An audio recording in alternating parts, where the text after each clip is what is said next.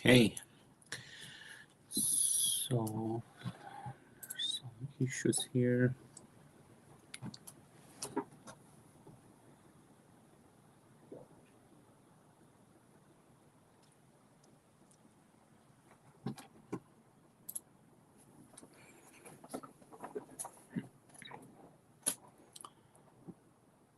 Hello, everyone. Sorry, there was some technical issues that I had to change the link. So let me just put the new link in the Meetup group. Hopefully, everyone can find it. There was an unexpected thing. Let me just check. In the events, I can.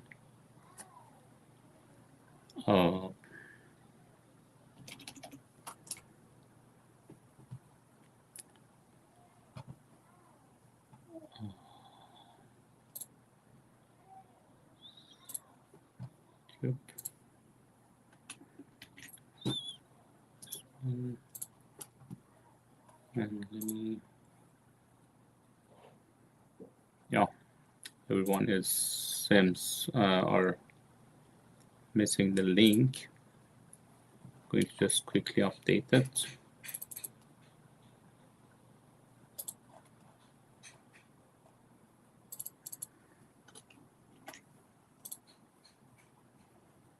And hopefully everyone gets the new link.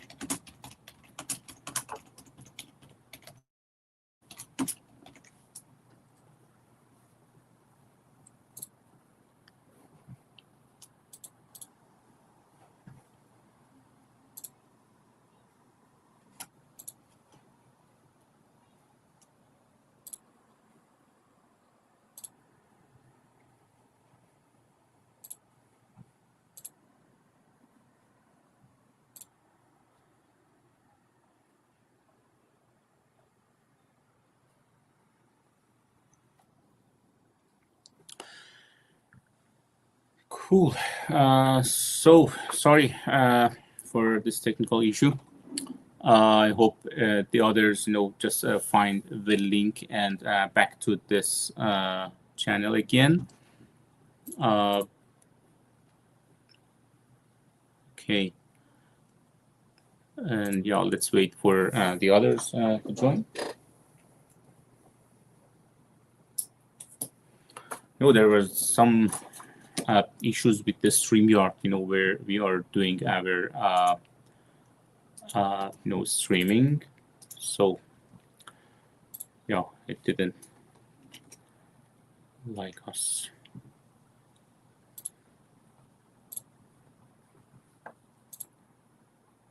And I am preparing my items here. Oops. There it goes.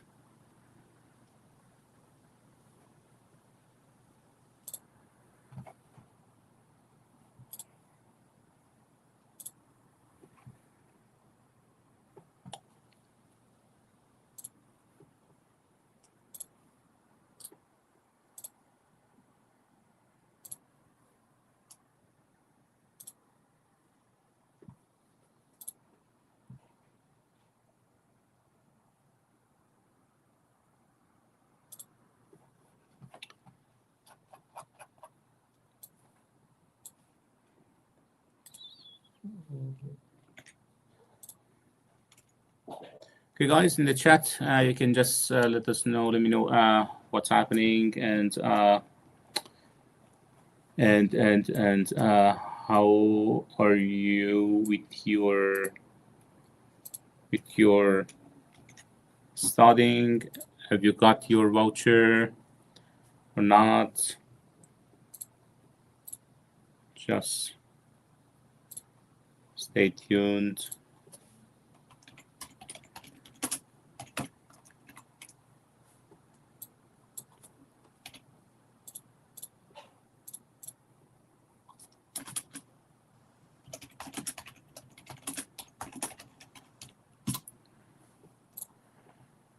Cool.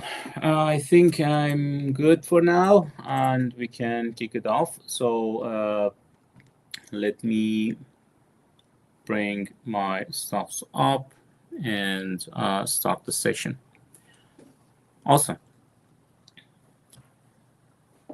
But if anyone can just confirm if all good, with the resolution, with the streaming, everything is good with you guys.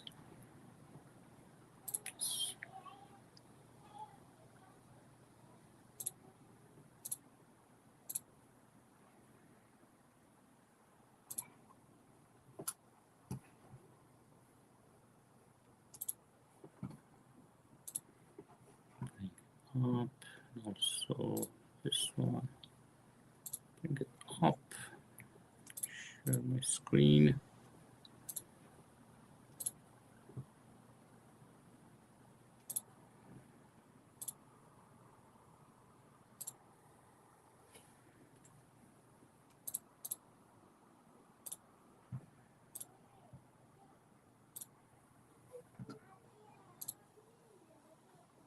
Okay. So, cool. Yeah, session number 4 of the series of DP-600 at Fabric Café. Yeah, my name is Mehrdad Abdollahi, the community lead and your instructor in this series of DP-600 exam preparation.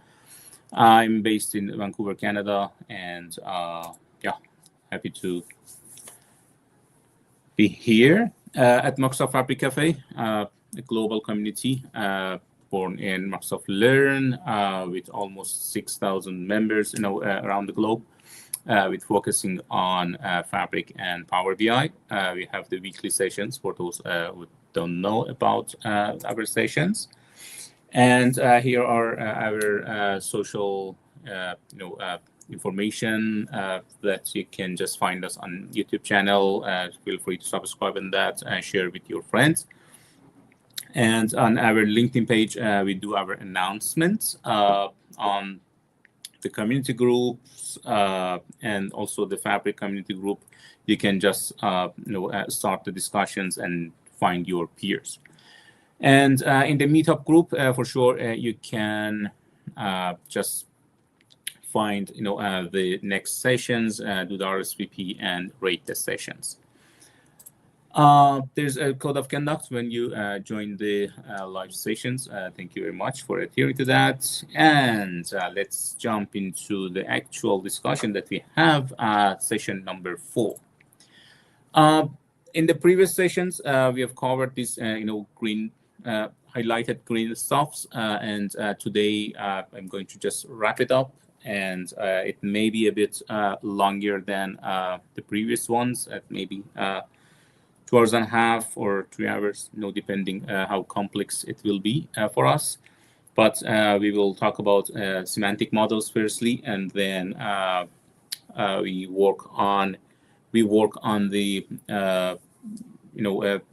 Power BI itself, DAX Studio, and these kind of stuff. And then we move to real-time intelligence and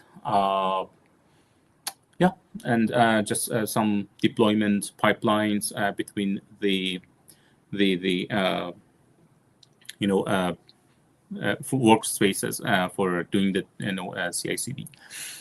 Just one thing, bear with me until the end of session. I have a surprise for you. It is related to the vouchers. I will have something fun for you. Okay. Let's start with semantic models. Design the semantic models.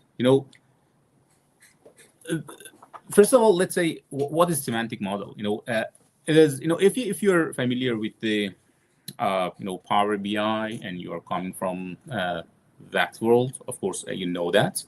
But if you're new, your new semantic model is basically a kind of data storage, let's say. And that we are making our model of the data. We are making the tables, connecting them together, and make them ready for being used in our visualization in the reports in Power BI or other tools. Of course, in the enterprise organizations, the data is massive. It could be complex. It is diverse. We can find the data from different sources, and the data is rapidly changing or adding to that, and it is very important for them. It is valuable for those organizations. So it is important how we model the data to be more scalable.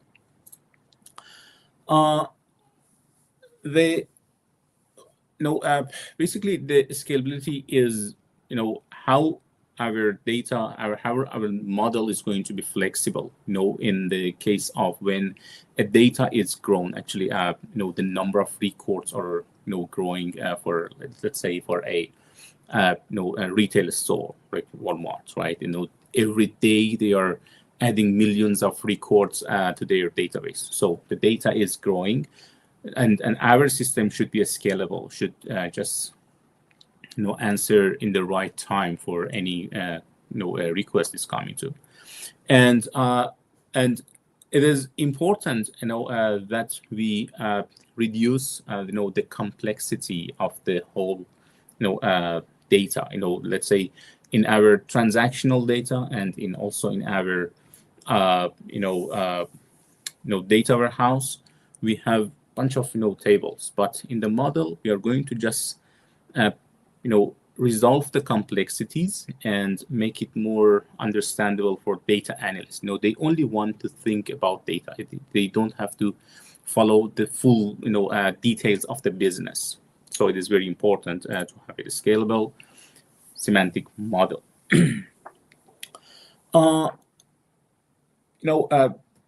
There's a question: how do I design for scalability? So of course, firstly, we need to follow the best practices when we are creating our model. What are the best practices? We can talk about them, but of course we can follow the the instructions that are follow the best practices in sourcing of the data, transformation of them, loading them, where to store them, and how to store them, how often to refresh that, and if it does make sense to import the whole data or a bunch of data. And so it is important how we are going to need that data to be accessed. And another thing is that we can just enable the large semantic model storage feature in Fabric. That we will look at that as well. It is important that what kind of storage mode and we are actually choosing, and how we design our model.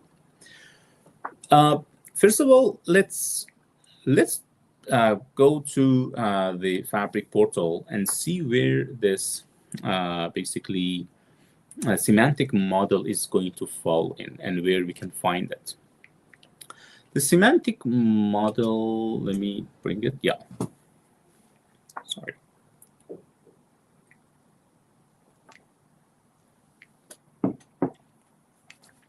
The semantic model can be built in different ways. One way is creating it from our, let me just go to the workspace that we have created before. Very first one, is creating a new item, and we can look for that semantic model. And as you can see, it is located in the store data section. So it is a storage of the data. We can create it, right? The other way is, for example, we've got our lakehouse, right? And we can build the semantic model from those components that are in that lakehouse, plus just adding something else from the outside of that. When we open the lakehouse, it is going to be shown here, or even in the SQL Analytics endpoints, we can see the semantic model. But when we click on that, it is going to just ask us for a name, an appropriate name, and just selecting the tables, right? And where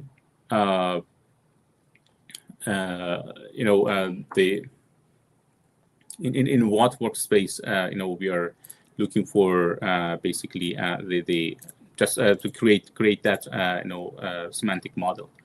For example, here when I want to create the semantic model of let's say my first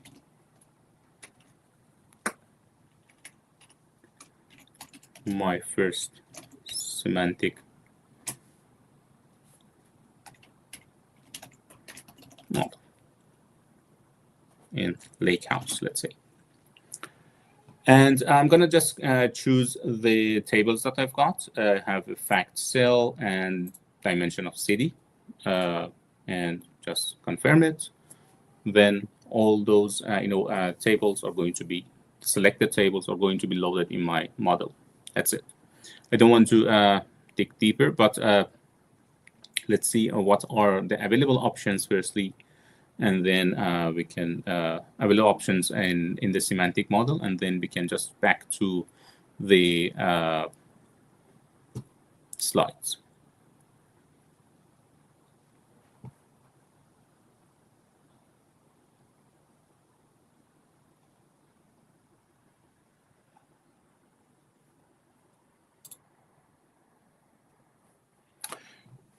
It takes a little time. So while it is busy, let's jump into the slides.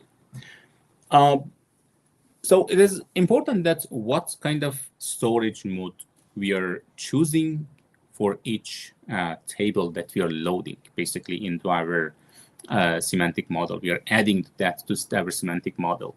There are three main storage modes that we've got. It is importing the table, importing, the data is going to be imported and stored in the Power BI or in that semantic model, let's say. And basically the actual data is landed. The import can be imported from a file, from a database outside of let's say Fabric, where we don't have direct access to that. We can just it can be even on-prem things that we can just import the data for them. And of course, when we load the data there, we need to refresh that data in regular schedules.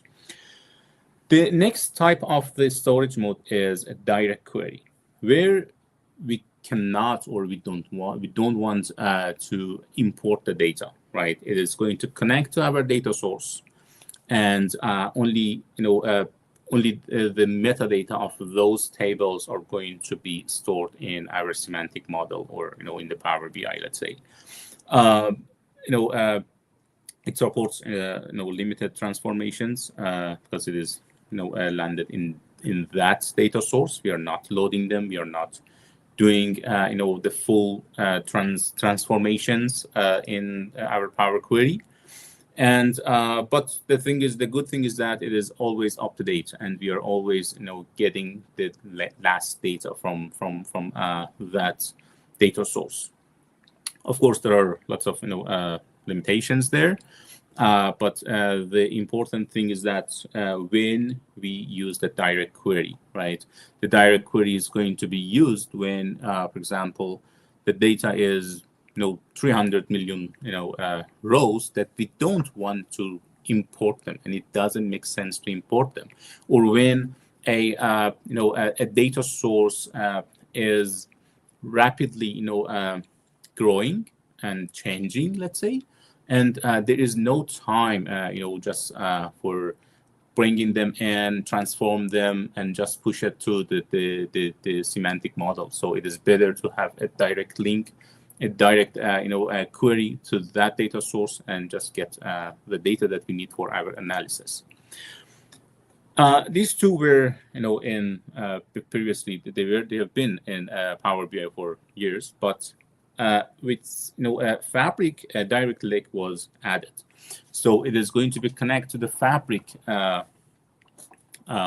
Lakehouse and Fabric warehouse, basically, and the data is sitting in the one lake, and we don't have to just grab them. The good thing is that it is very faster than the direct query, and it is also the same thing like a direct query is supporting limited transformations, but it is always stays up to date.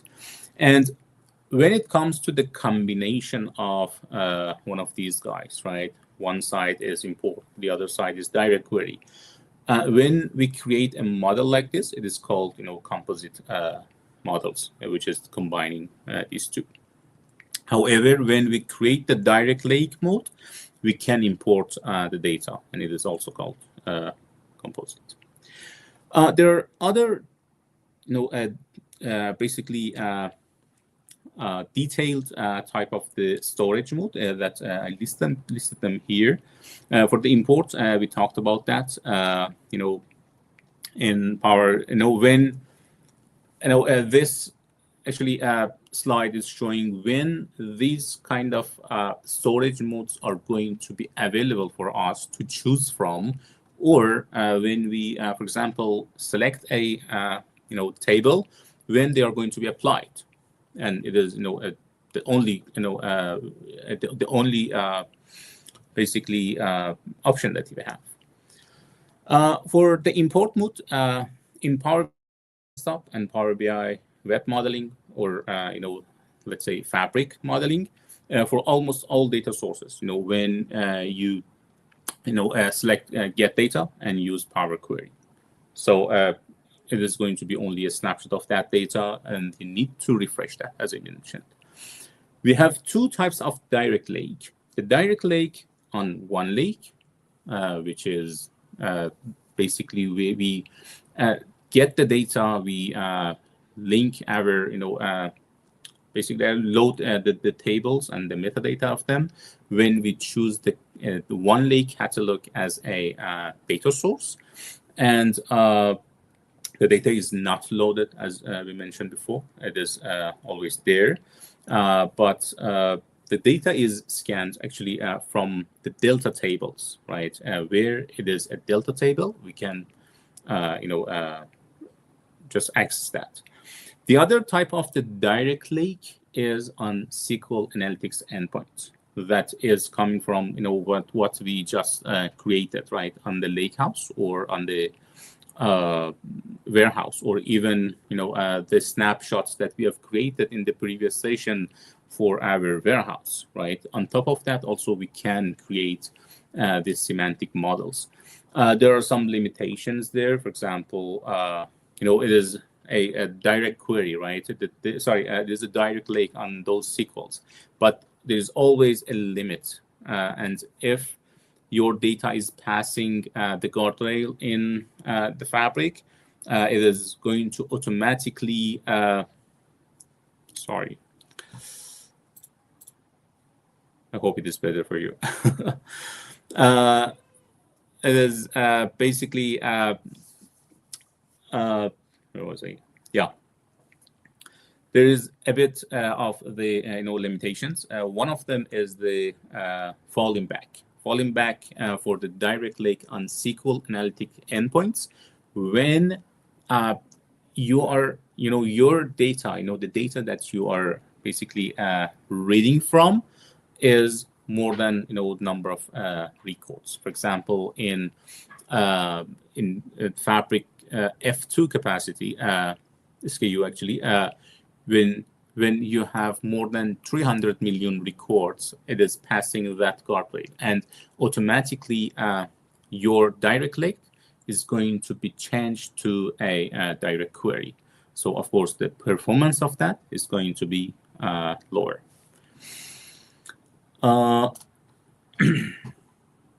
So the next one is the direct lake on SQL is available on the SQL endpoints, as we mentioned, and the direct query in Power BI Desktop for some data sources such as SQL databases. When you select get data and use Power Query, it can be the direct query. The data is going to be queried from the source, but The thing is that you can change the direct query to import mode in your Power BI desktop when you are creating your model. When you just change it to import mode, you cannot just change it back. The other type of the storage is direct query on Power BI semantic models.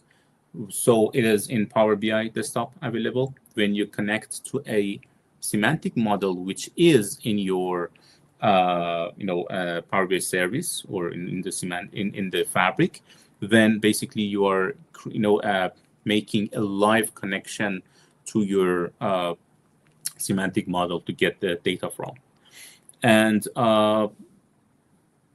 as it says, the DAX queries from the new model run on the source model and can use measures from both. The next one is dual.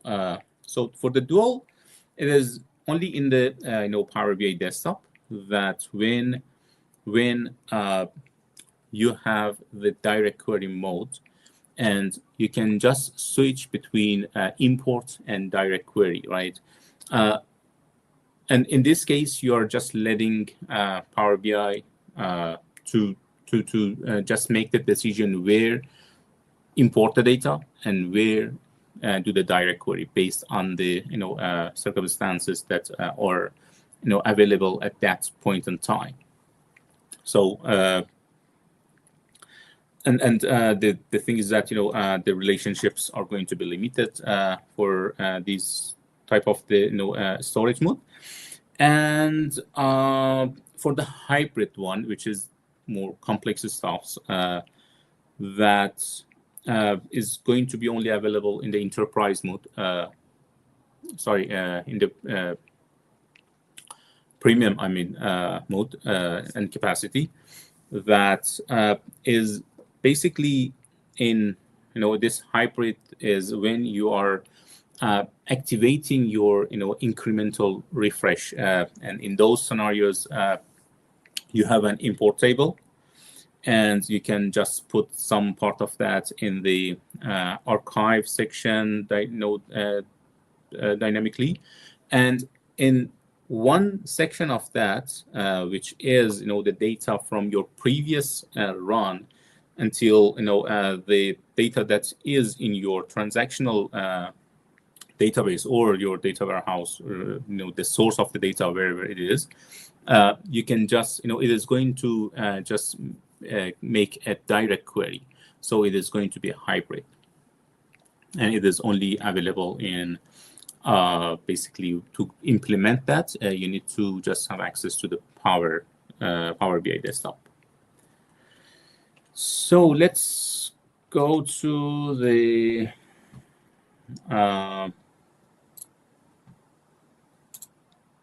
portal, and let's have a look at the table, the semantic model that we have created, my first semantic model lakehouse. Let's open it.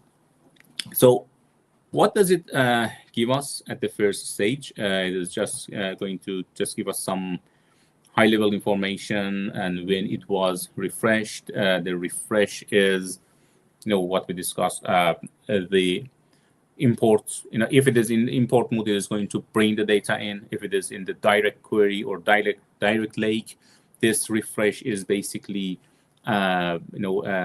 is reframing or just getting the latest metadata from your source and make your model to keep your model up to date.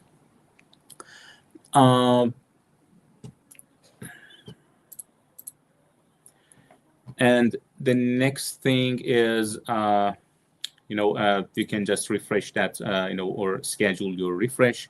The refresh, the count of, refresh schedules are varied, based on the capacity that you are using. In the Power BI Pro, if I'm not mistaken, it is only 8. Let me just bring it here. You can only, define 8 just times in a day, And in the premium one, you can go for 48, if I'm not mistaken. Just correct me if I'm wrong. And yeah, that's for the refreshment. Let's back to our semantic model. So in the right side, you can see the tables.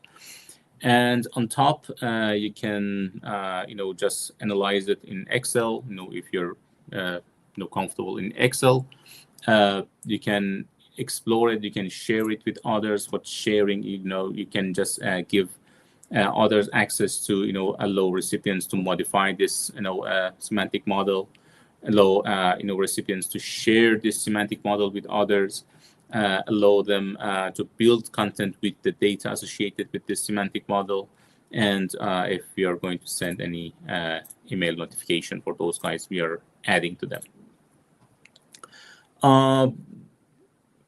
You can just, as I mentioned, if you click on one of these tables, it is going to automatically show you the the data. I just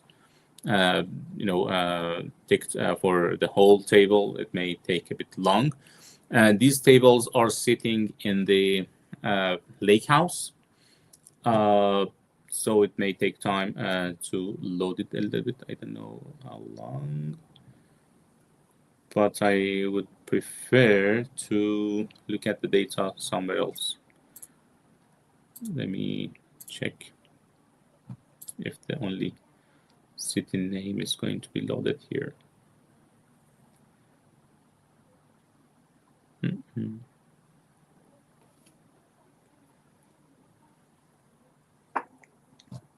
Not sure if we have data in those tables, but there should be. Let me do this. Okay, before we jump into that section, let's open the semantic model for now. We will do the exploration of that data later. But for this one, when you open it, firstly, it is in the viewing mode. Of course, you need to just change it to editing mode if you want to do the a modification on your model. And if you hover on the table, it is going to give you some informations that where this data is coming from. For example, it is coming from a data warehouse, or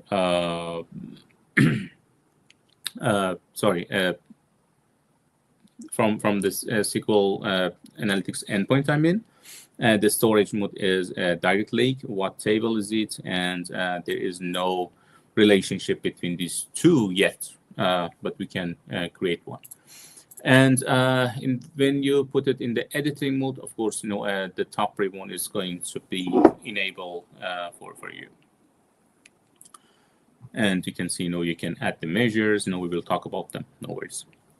Just wanted to show you how it does look like.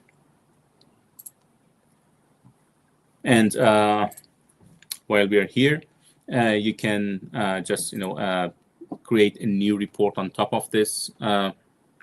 You can create a new report on top of this model, or even save it to a version history.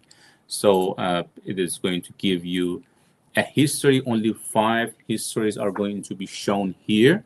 And the histories, actually, the version history of a semantic model is happening automatically sometimes. Actually, in the cases that you publish a new model from your Power BI desktop, or you open it from the front end, as I have done. And the other type of the versioning is that I just save it as a new version. And when I save it as a new version, I can just set a comment on that to just know what's happening. And as I mentioned, only top 5 of them are going to be available here. Let me just back to the slides. Let me check if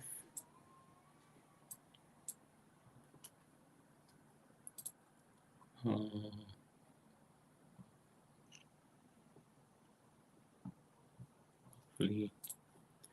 this is visible for you. Okay, cool. There are some, as we mentioned, when we are going for the, creating a scalable model, we need to follow the best practices. The one of the best practices is, just prepare data upstream as much as possible. Right? What is upstream? We have upstream and downstream, right? For the upstream means where we are getting our data from the sources. It can be the databases, the data warehouses that we are using, the ETL process that we have, the data flows, pipelines, whatever that is related to our source of the data. And there are lots of ways. For example, we can connect to the views instead of the actual tables. We can only add the tables that we need, only add the columns that we need, and not selecting everything and bringing them here and then filter on them, or just remove the unwanted columns. So it is important that if we have a plan for, if we have a proper plan for our model and our reports, then just identify them from the beginning in the source, create a view on them, or even calculated tables or materialized tables that can reduce the work of the transformation in our model when we are encountering with the model. It is important if you're having a large data, just use the incremental refresh and partitioning, avoid loading unnecessary data. Just use the appropriate data type, the data types that are supported in Power BI and Semantic Model. Just look for them and just find the comparison between and what type of the model and what data type basically is going to work for you.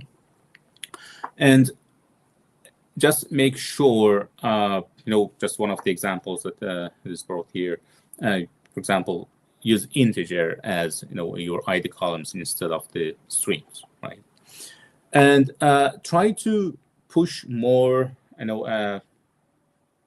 more of the the pressure of the transformation to your data source, and just consider folding of your data movement and data transformation. And so it is going to just give more space for your model and less pressure on it. We mentioned about the just large data models, large semantic models, that when we are having large data models, we need to keep in mind that there a limit for our data models in Power BI service or in Fabric, which is 1 gigabyte. And but with just enabling large semantic model storage format in our for the semantic model that we have, it is going to just maximize the size of that.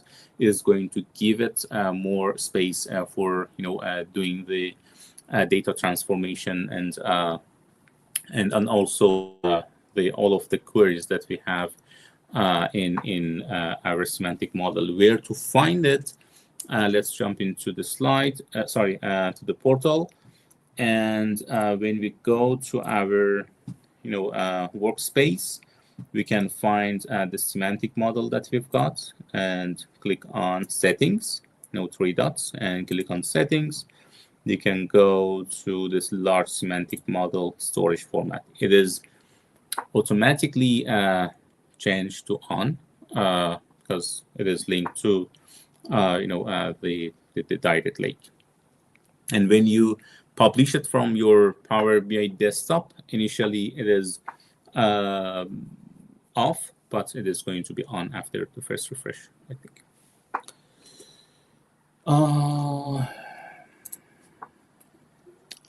So for the incremental refresh and partitioning, what does it mean? I think before doing that, I need to jump into the Power BI. Maybe it is better to jump into Power BI. And let me just look at the other stuff. Okay, yeah, cool. Let's just see what is actually what it does have for us. For the incremental refresh, as I mentioned, for the large data set that you've got, that it takes time, and that every time you don't want to load the whole data that you have, right? First of all, the data, actually, the storage mode that you need in place should be import mode. So import mode means, okay, the data has to be refreshed always, right? And you need an incremental refresh. How to implement that? We can just look at it in my Power BI, but you need to just configure some parameters, some reserved parameters, reserved names with range start and range end. That is working with the date and time, actually. And you can just configure the refresh policy, how it is going to, from what dates, and actually for how long of your data is going to be moved to archive section, and when it is going to be passed after that archive section, it is going to be just deleted, right? And it is going to just refresh the data based on those parameters, and which is basically like this, that your data, and the last part of that for the incremental refresh in the premium capacity, which my capacity of it is, I'm on trial of Fabric, so we cannot test it, but we can only implement it and see how it is working. It is going to make our hybrid table, right? The data is, let's say, imported in the green side. That is going to, in our archived section. Our incremental refresh is, let's say, is just loading the data for, the last 3 days, or 3 weeks or 3 months, whatever, that we are, configuring in our incremental refresh section. And since that data is loaded, of course, transactional data is, producing some new data, right? And since we don't want to miss that section, a direct query is going to be also, available to just make sure that the data that we are showing in our, incremental refresh table, in our hybrid table, is up to date always. We've got, the partitioning as well. That the partitioning is basically means, it is dividing your tables to the smaller segments, and that the smaller segment is mostly happening, in the date and year, let's say, based on the cardinality of the data that you have in your table. You can just define, the partitions, but in the incremental refresh, it is going to be happen. And even for those partitions, you can just refresh them on demand. You're not refreshing the whole data. It can be configured either in SSMS or tabular editor. We will have a look at that as well.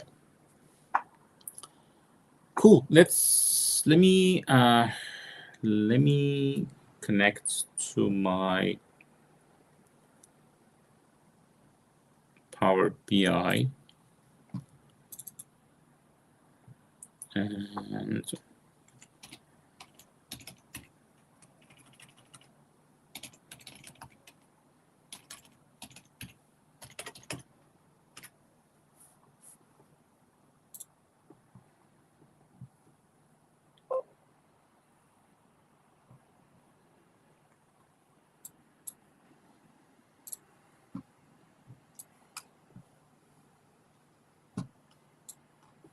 okay, I have to do something here.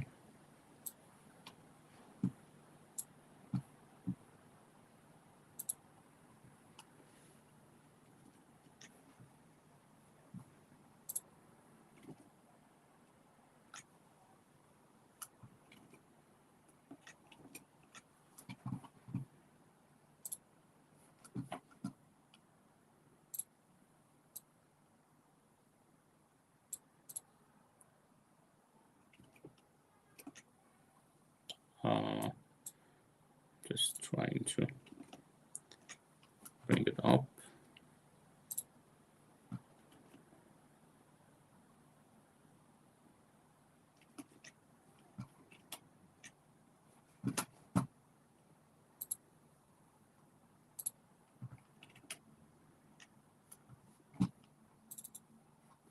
Okay, cool.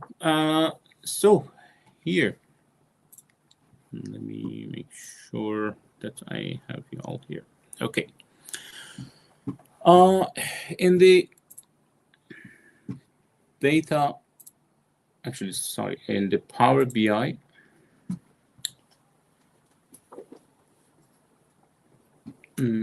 what we wanted to do, yeah, sorry. So basically, it is, we are going to just let me create a new blank report here and work on a blank one. And let's see how it is going to work.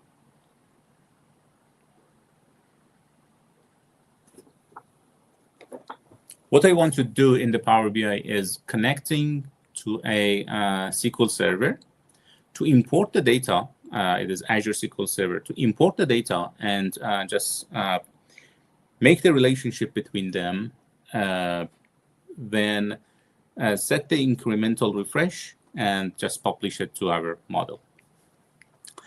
I want to just get a data from SQL. I did have some sources before, but let me just get it. Oh, no, it is the data warehouse that I don't want.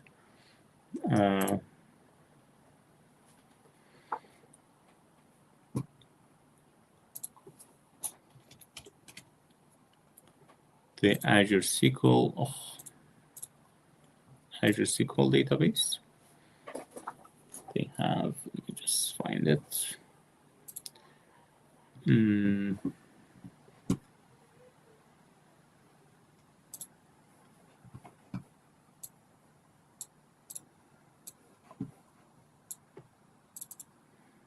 Let me bring it up.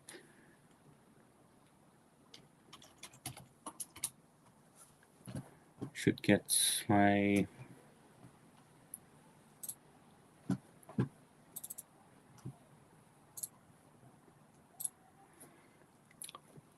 server address quickly.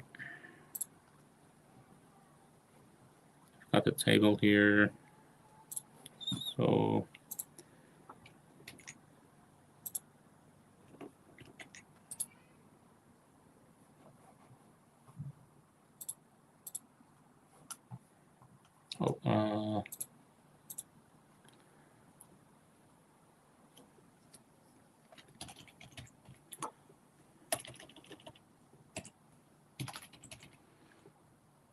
Fabric, Azure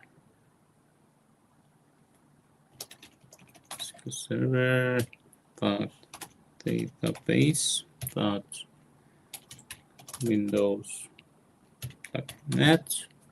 and my DB name is my DB, I'm gonna import. Here I can just specify if either I want to import or direct query, and if there is any SQL statement that I'm going to specify.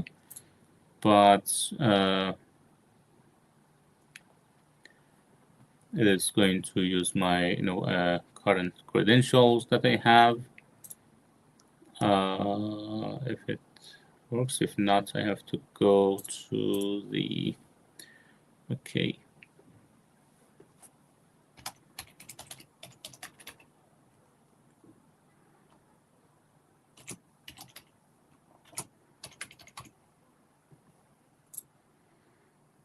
Oh, what's happening?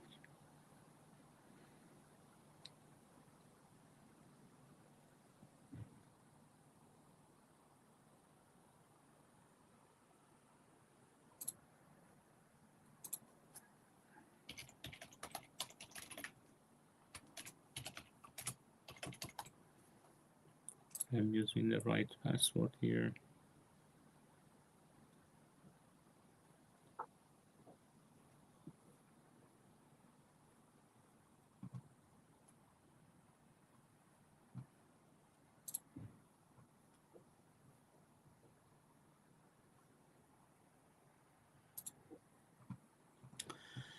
So let's wait for this one to be connected to database.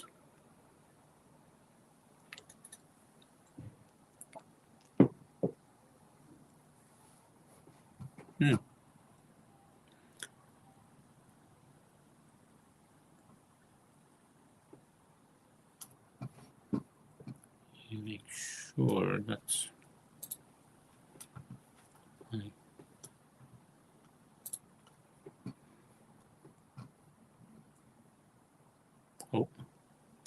so give me a sec. Something is not right with this.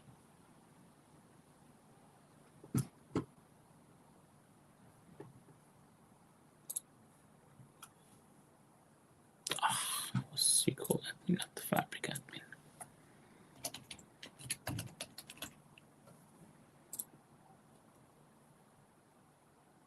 Yeah, it's wrong username. So now I've got my tables here. The tables that I'm going to use is the sales order details, sales order header, let's say, and or let's say only the sales order header and product and customer. These are the things that I want to just get for now. I can either transform them, do some transformations, but let's say for now we don't want it to be transformed, and only let's load the data. Let me just make sure about the date column firstly. No, we can go for the transformations quickly. Just make sure we have the right column types. We have the customer, which is fine. Let's go to the order header. For the order header, we have the date and time. That's good. We have the due dates. We have the ship date, which is also good. And yeah, I think we can just open it. It is going to be loaded, the data. I'm happy with the current status. However, later we can continue with the transformation of all those tables. But how many records it is going to be loaded? Yeah, it is not that much of the record. That's good. In the Power BI, you have different options, views. There's the report view. There is no report for us now. Is the table view that is just listing all of your tables. It is going to just show the tables that you've got for each of them, the column of them, and the sigma sec sign that you see here is basically for those numeric columns that that are going to can be aggregated, and the thing is that we have the model view, and the good thing is that since it is coming from a SQL database, the relationships are basically they have been established, but it is one-to-one, and it is basically based on the data that is seeing and finding the relevant and corresponding column names. It is just identifying them. However, we can always, let's, for example, delete this relationship, and we want to create a new one. So we will have, the slides of the relationships and how we have them, but let's create them here as well. And one more thing, in order to see what is the type of the storage mode, it is import. If I have chosen the direct query, I had the option to change it to an import mode or dual, right? But since it is now import, it is not going to be changed.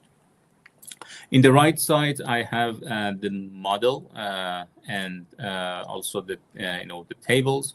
In the model, I can see all of the available items in a in my model, including the calculation groups, cultures, expressions, measures, perspectives, relationships. One of them just deleted, if any roles are there, and the tables. And so yeah, the first thing, and if we just over on that, it is showing us and the date that was refreshed, and also the storage mode, which is import. In order to create a relationship, from the top ribbon, we can find the manage relationship, and it is going to show us the existing relationships. But I'm going to create a new relationship between customers and sales header. And it is identifying, that each customer has only one, order, but we know that each customer can have more than one. However, my data set is not having, more than one order per customer. So I choose it as one-to-many. So there are other options. You can, say many-to-one. It is the thing related to the foreign keys and primary keys in the tables in transactional mode, or in the data warehouse even.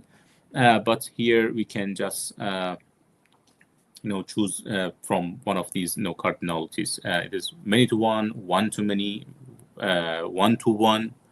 For example, for each customer and address, it can be one-to-one or one-to-many even, and also many-to-many, which is not really suggested, but there are some possible scenarios that we may have the many-to-many relationships.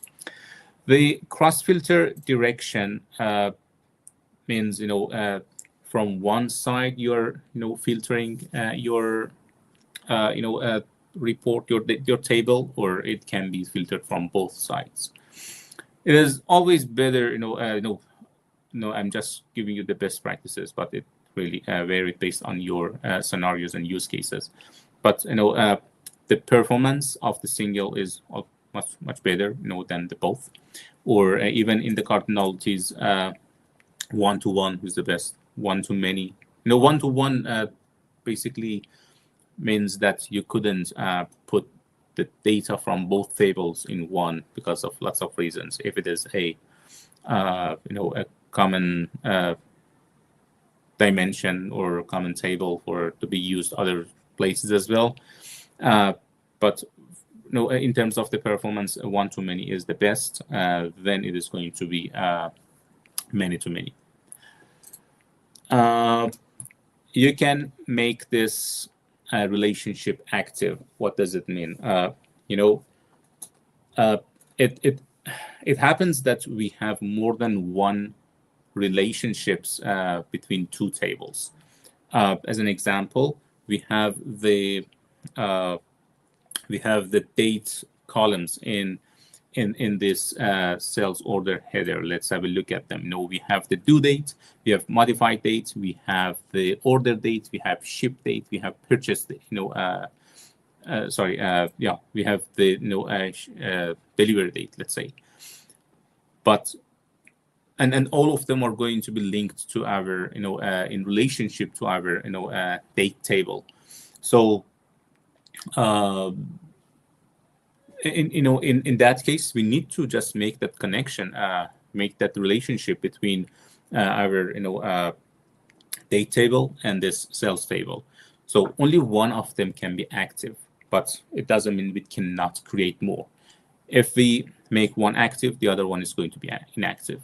But if we need to query the inactive one, we need to just say a use relationship in our DAX query that we have. But for now, let's make this as active.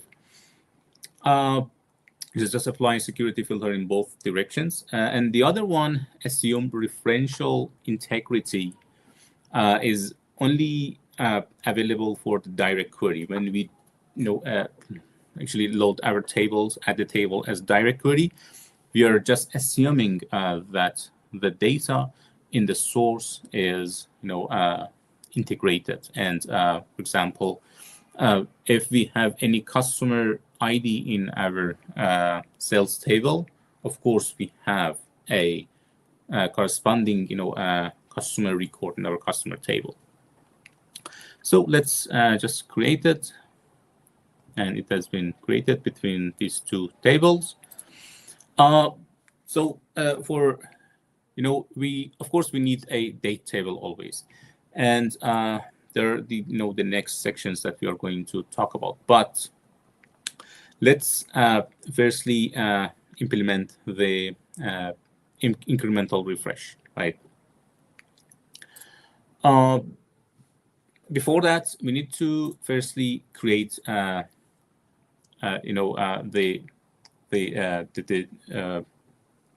parameters, right? And it can be a field. The field, let's call it as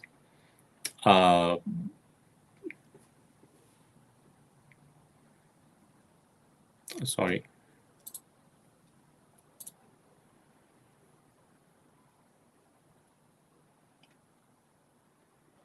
Did I? Yeah. You need two fields, range start and oh, it is not here. Sorry, my apologies. My apologies. It is basically when you're doing the transformation of your data, right? For the sales header, I just mixed them up. Your transaction header, when you go for the transformation of the data, then here you're gonna create a your parameters from the managed parameters. You can just create a new parameter, call it range start. Is going to be required. The type of that is date, and let's say the current date is 2010 0101, and let's add another one. It is range n. That is also a date, and the current values is going to be today's date, for example, the 25.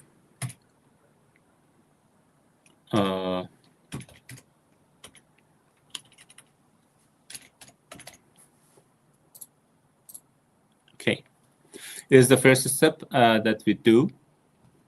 The next one will be utilizing these two. How we go to the header, for example, where we are getting the data out from our source. That is going to be something like this. Let me just quickly bring it.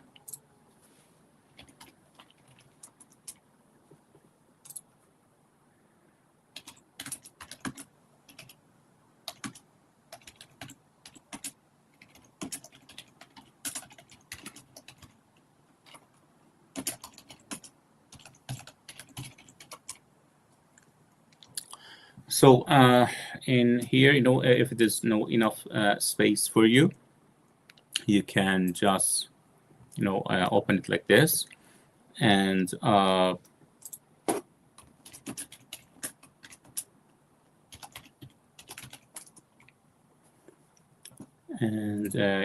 the source, we can either go with the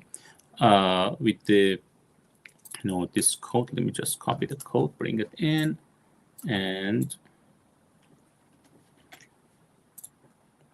example here we are just okay, just give me a sec.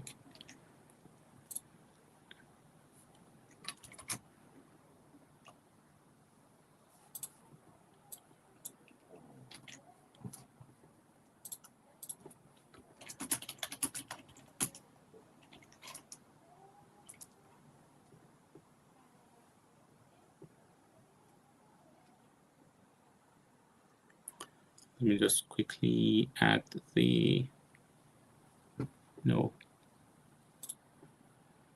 the script.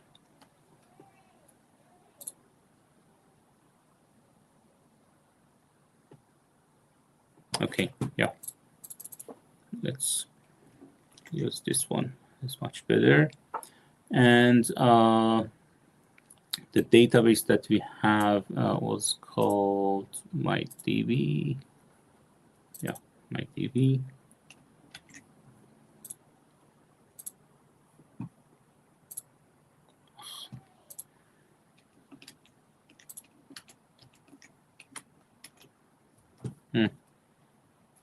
It's not so.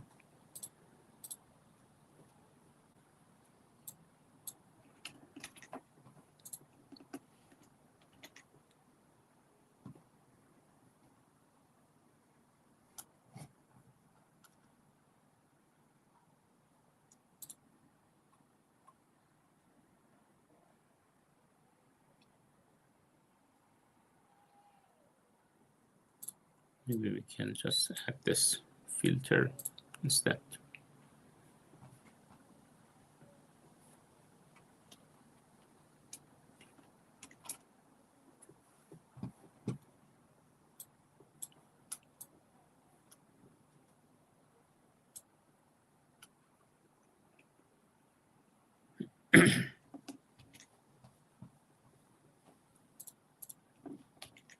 Okay, and here the start date can be other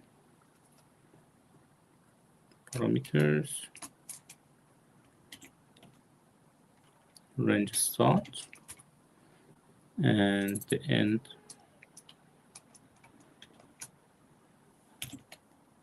range ends.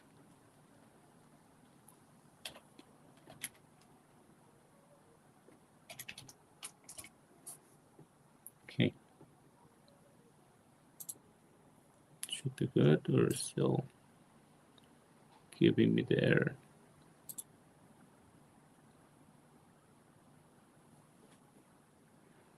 I'm missing something here.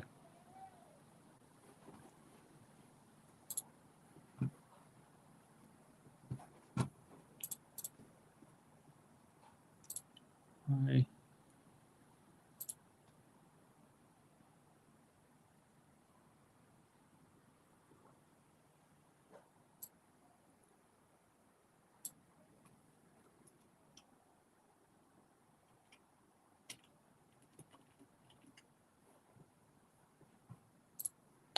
or maybe the one that I'm going to add is going to be, I wanted to just directly do it, but the other thing, that of course we can do is go to this, custom filter. It is much easier maybe. For the custom filter, there's going to be a demonstration of this as well, that we say if the date time is after or equal to basically our I want to just find it, let me just find it here.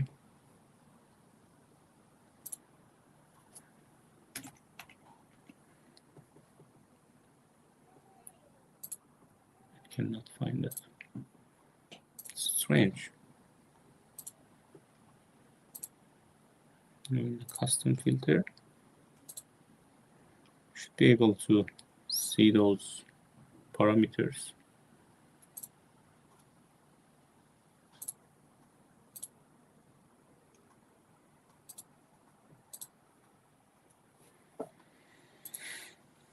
Let me just change them to the date, because yeah, that's it. So I just change it to date, and from list of parameters we can range start, but it will be after or equal to. And for the next one we say and is before that range end. And it is it is basically the configuration that we add for specifying from when to when actually is going to load our data. The next step for us will be just right click on the table that we've got, and just click on the incremental refresh in your model or table, and you're gonna choose the table. The table has already been selected. The parameters are there. Oh, the parameters are there. It might not be saved.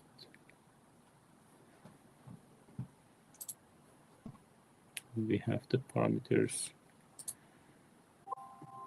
Oh, it's not even saved yet. But yeah, let's save it.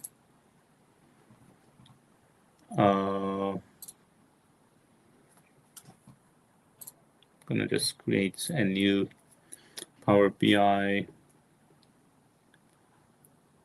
not the projects, PBIX.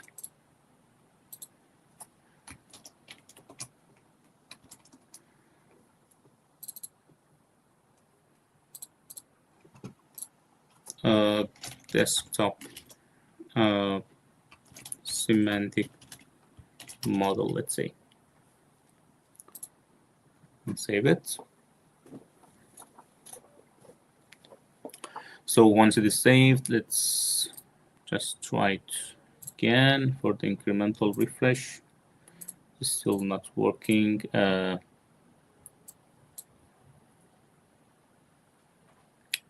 parameters are there,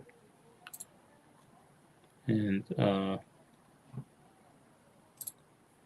know why it is not getting those parameters. And hopefully the transformation, or it may be, just let me make sure the parameters are still in place. Yeah, they are. We have the range start and range end. Am I putting the right word for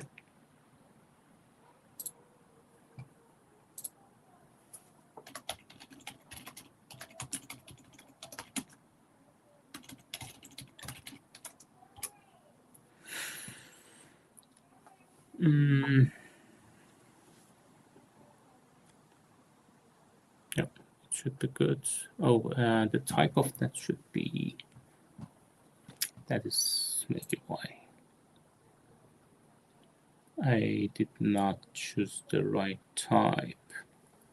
Okay. So let's go to the managing parameters, choose it as date time. And the other one, let's make it as date time as well. Okay, and in our header, we need to remove this change type, and it should be good now. Just apply.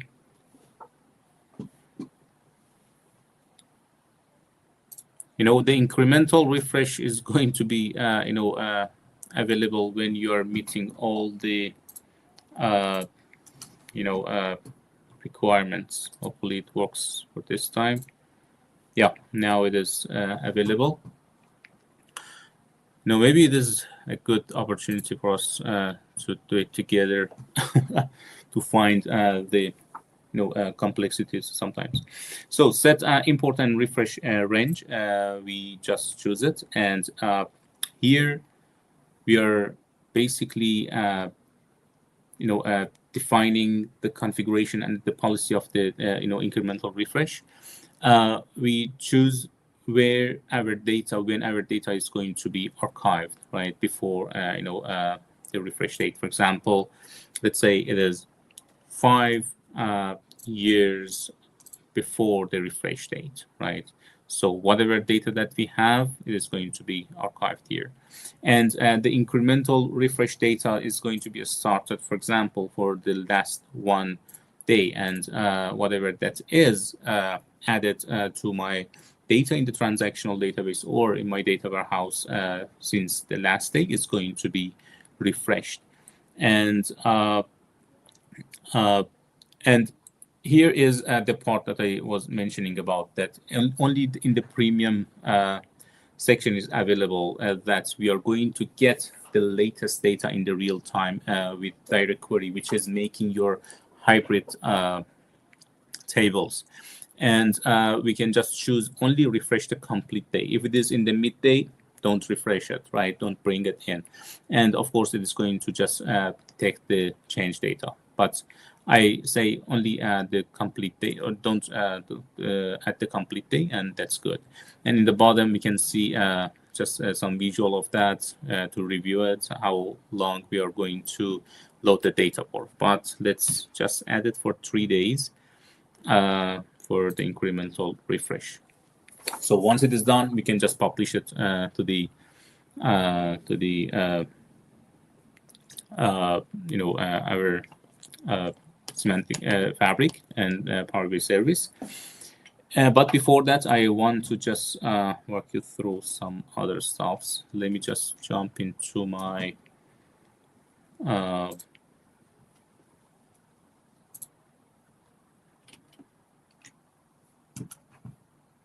slides quickly.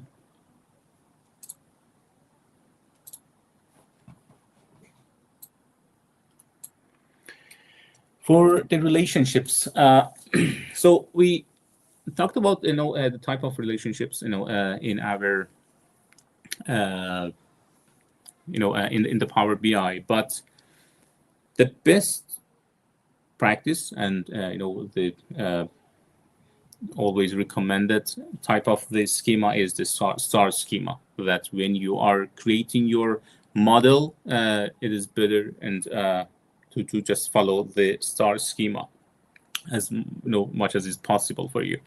The star schema, as we mentioned, in the previous sessions, the fact table is in the middle, and we have the other dimensions that are linked basically to your fact table using their IDs. For example, in the fact table that we have now is the sales table. We've got the customer ID. We've got the city ID. And it is called also the dimensional modeling.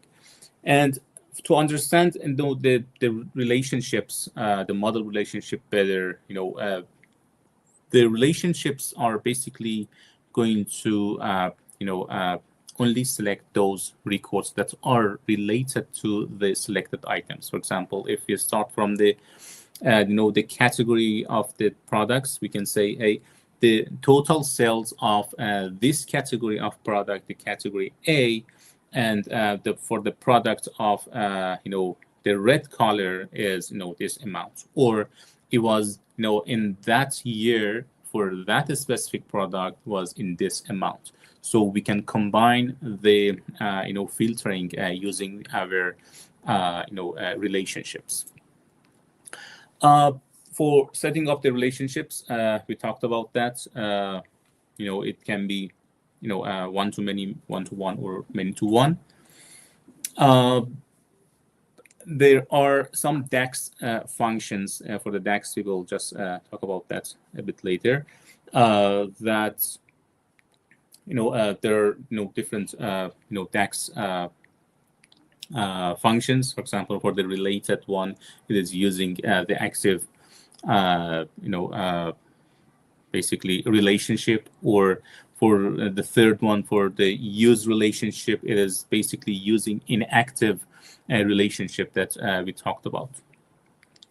Or even you can just look at the cross filter. The cross filter is doing the bidirectional relationship between two tables. For the inactive relationship, as I mentioned, for a table, we can have the different relationships between a date table and your sales table for the order date, ship date, and delivery date.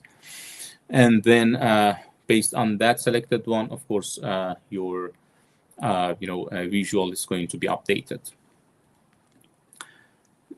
Here is just an example of the DAX query that we will just talk about later a bit.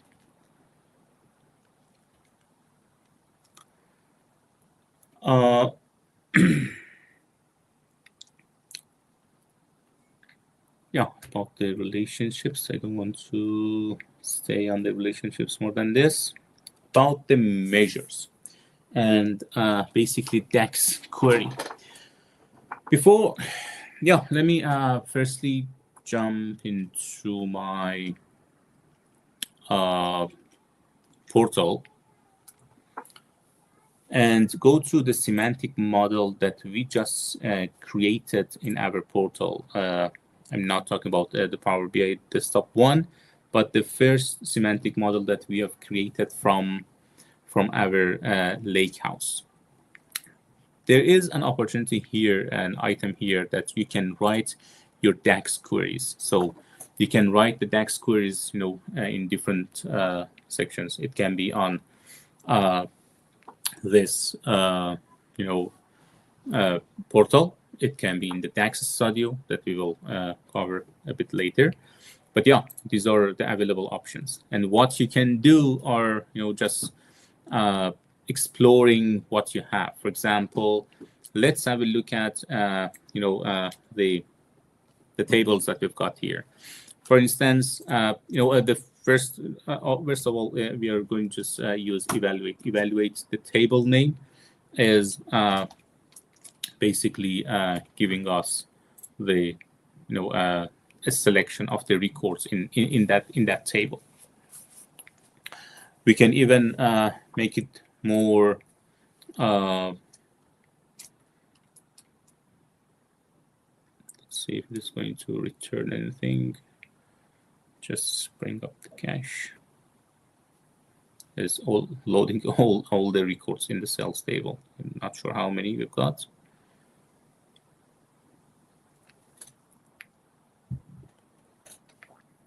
If you're coming from SQL background, evaluate fact cells, it select start from fact cells table. But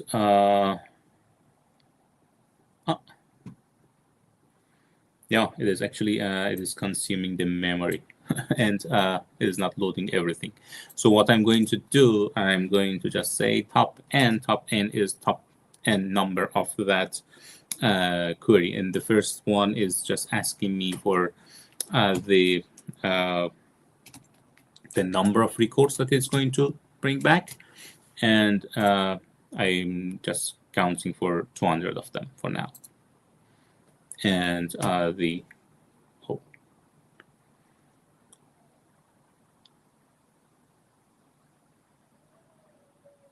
it's just giving me 200 of these guys. Or the other one can be evaluate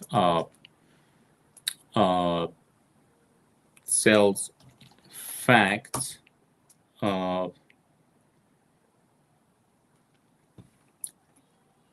we can just let's just do it like this.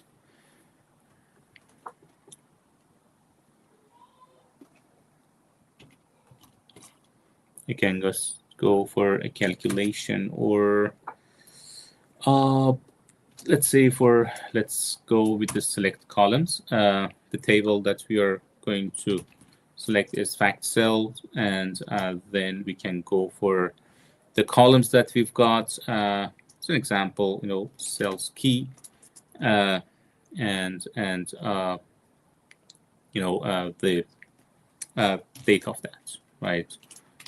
The delivery date key, just as some examples. And on top of that, of course, we can go for, if we don't want to be out of the memory again, let's say top n number of these guys. You can just make it more complex and say evaluate just summarize of our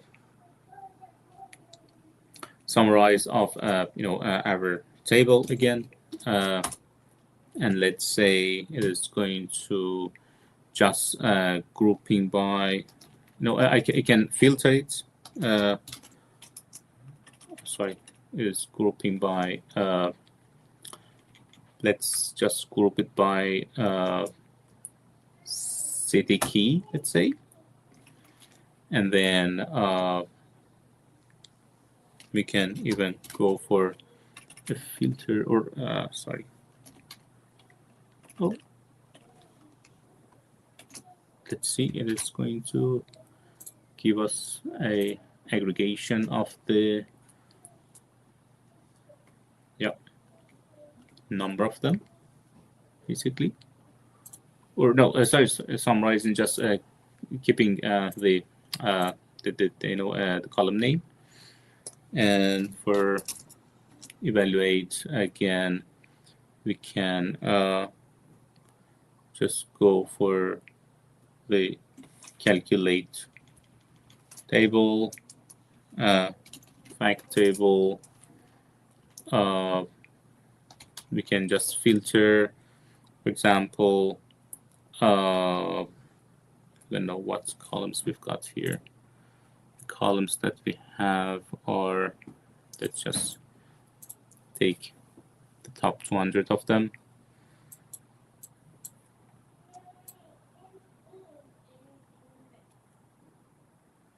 We have, lots of something like the quantity, right? For example, let's say we want the quantity,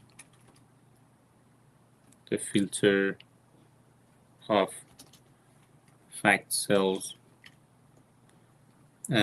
quantity equals to 8, and just summarize of total the profit of that. The profit. Am I?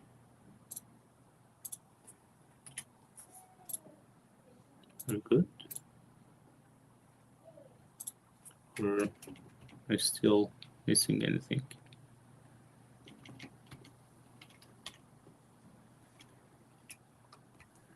I can close it. Yeah, all good. So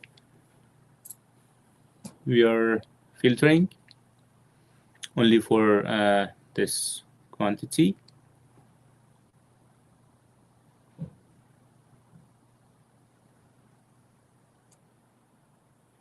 Oh, seems nothing.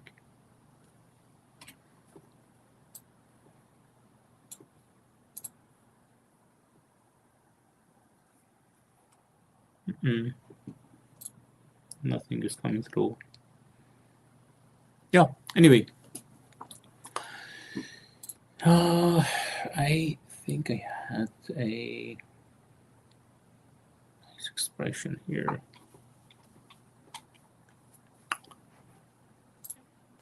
Even we can do some, just defining a, measure, in this DAX, querying, but it can be more, complex as you go over on this, on this one.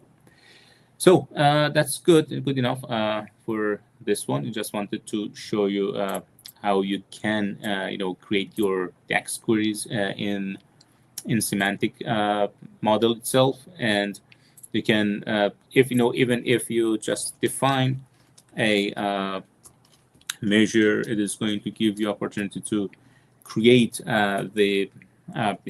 create that measure just and apply it to your model. Yeah. And for example, this one, total sale, as an example. And here we can just say, doesn't like it. We can just say some. Oh.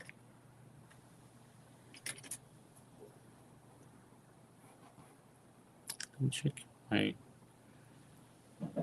items here. Why?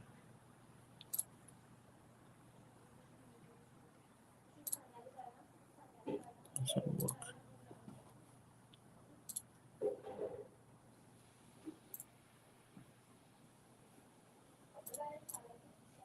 Hopefully I can find it here.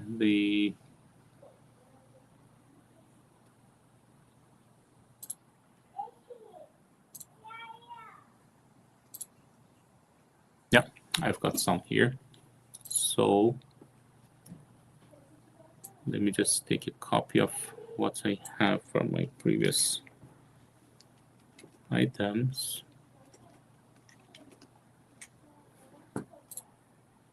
Okay. It's going to, yeah, it's looking at another table that they've got in somewhere else, but giving us, maybe some idea of some examples. For example, for defining a measure, I'm going to just create it in my, let's say, fact.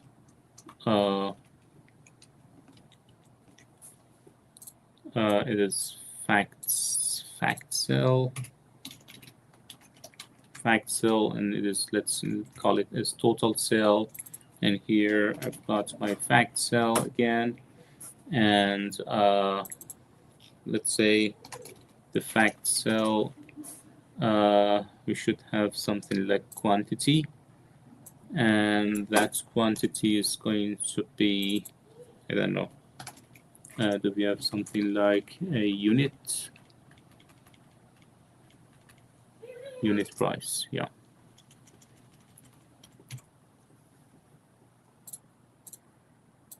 Let's see, does it work? The connection has been dropped. There's no fact cell, so this fact cell.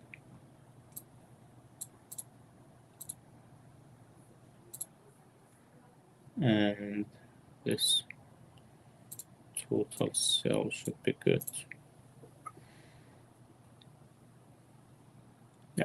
Now it is just giving me this, and it is just giving me the opportunity to just update my model with adding this new measure. And even for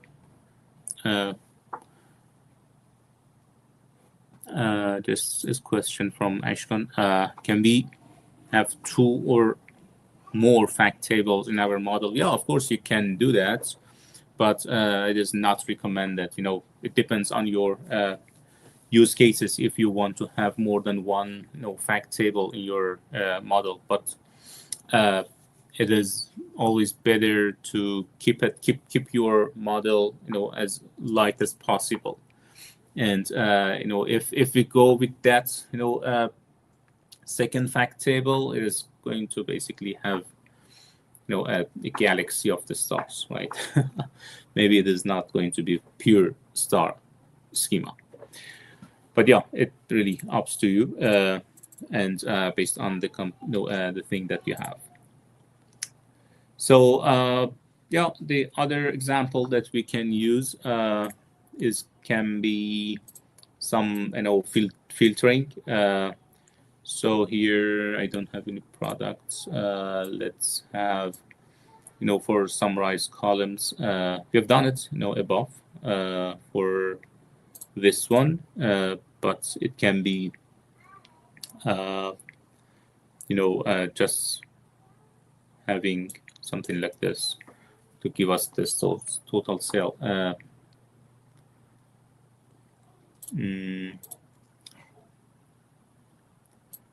Let me just go for the fact cell and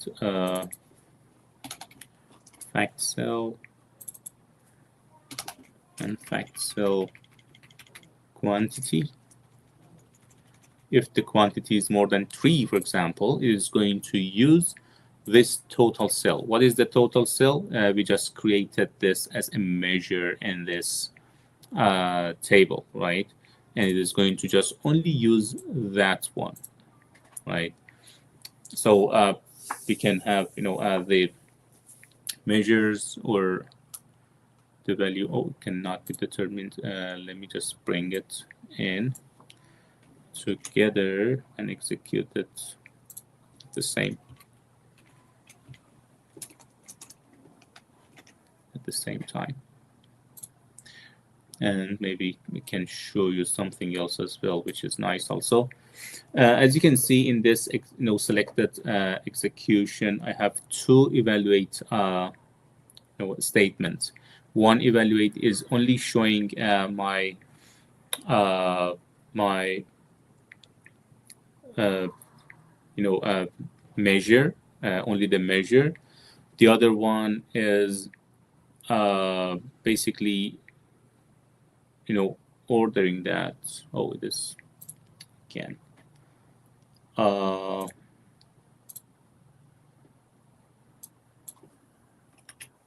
Let me just find it quickly.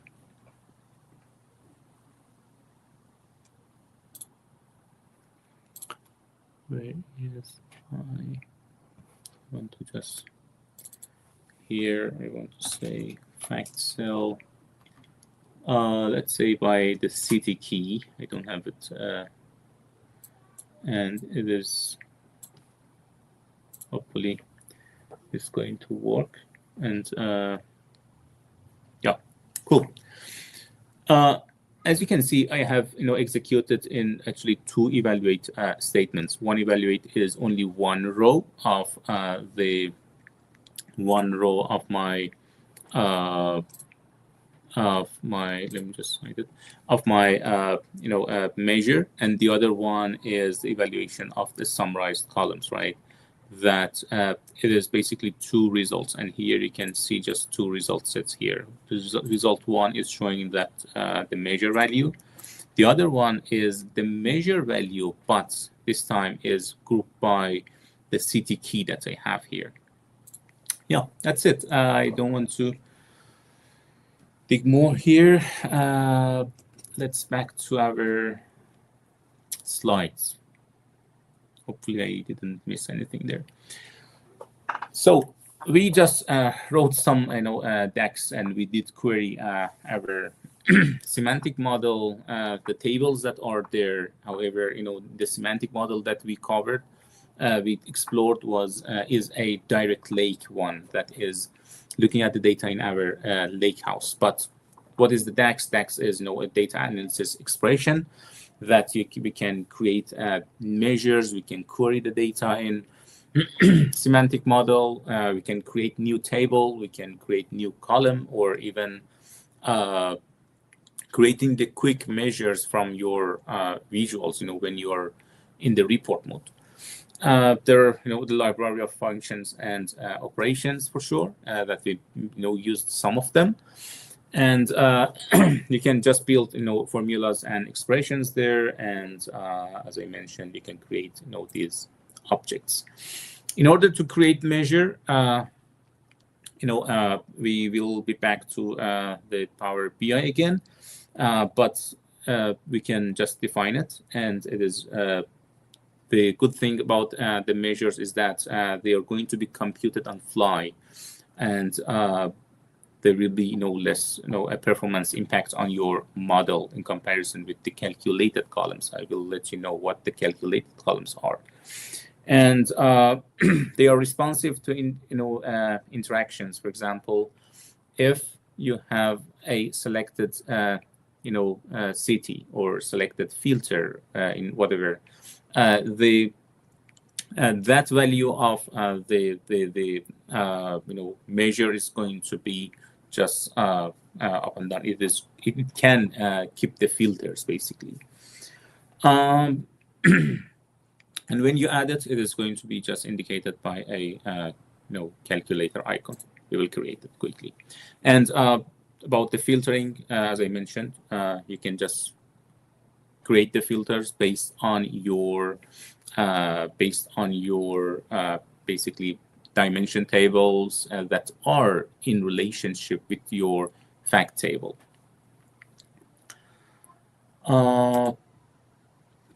So yeah, let me just back to our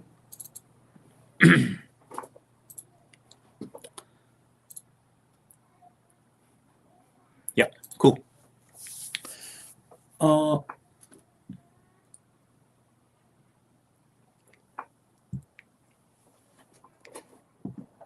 In the Power BI semantic model, what we need to do, I want to just create some tables, calculated tables or tables, and some measures, and see what are the the features there for us. First of all, we have the header. In the header column, actually in the header table, we can just have a look at the table here, how it does look like, and what are the fields that we can play with them, right? It doesn't show anything because maybe because of the refreshment. Let me just refresh it quickly, because we have done some changes for the incremental load. It should not have the latest data. So let's refresh it quickly. But in the meantime, we can back to here. Let's see what we have to discuss. We have the basically the functions that we can use in our in the DAX language to create our measures. For example, one of the measures that we can create is using the calculate function. The calculate function is just don't look at its name, but it is basically going to give you the opportunity to just summarize your data, to just aggregate your data based on some filters. For example, here it is just summarizing the total price, but for the year of 2015, and from its name you can just look at total sales for 2015. What does it mean? It means that even if you choose another filter, right, in your query. For example, you have chosen 2025 or the current cell, right, current total cell, but you always want to have the cells for 2015 to be shown somewhere, right, regardless of what filter you have chosen in your slicers. So it is very good, feature for this one. The there are some measures that are semi-additive, that sometimes they make sense to summarize them. For example, for the quantity, we cannot, summarize all of the quantities in one table of the cells. It doesn't make sense. For example, the quantity of sold pen, or it cannot be, added to the quantity of the books that you sold, right? So these are, the semi, additive measures that we've got there, and where it makes sense, we do the aggregation for. Where it does not, we don't do that. And the what else? Or there are other type of the maybe semi-additive ones. For example, for the fields that we have for the as the keys, like city key, it is an integer, but you see a sigma there. It doesn't make sense to summarize, the values there, but it does make sense to count them against a against another filter, or you want to just count them.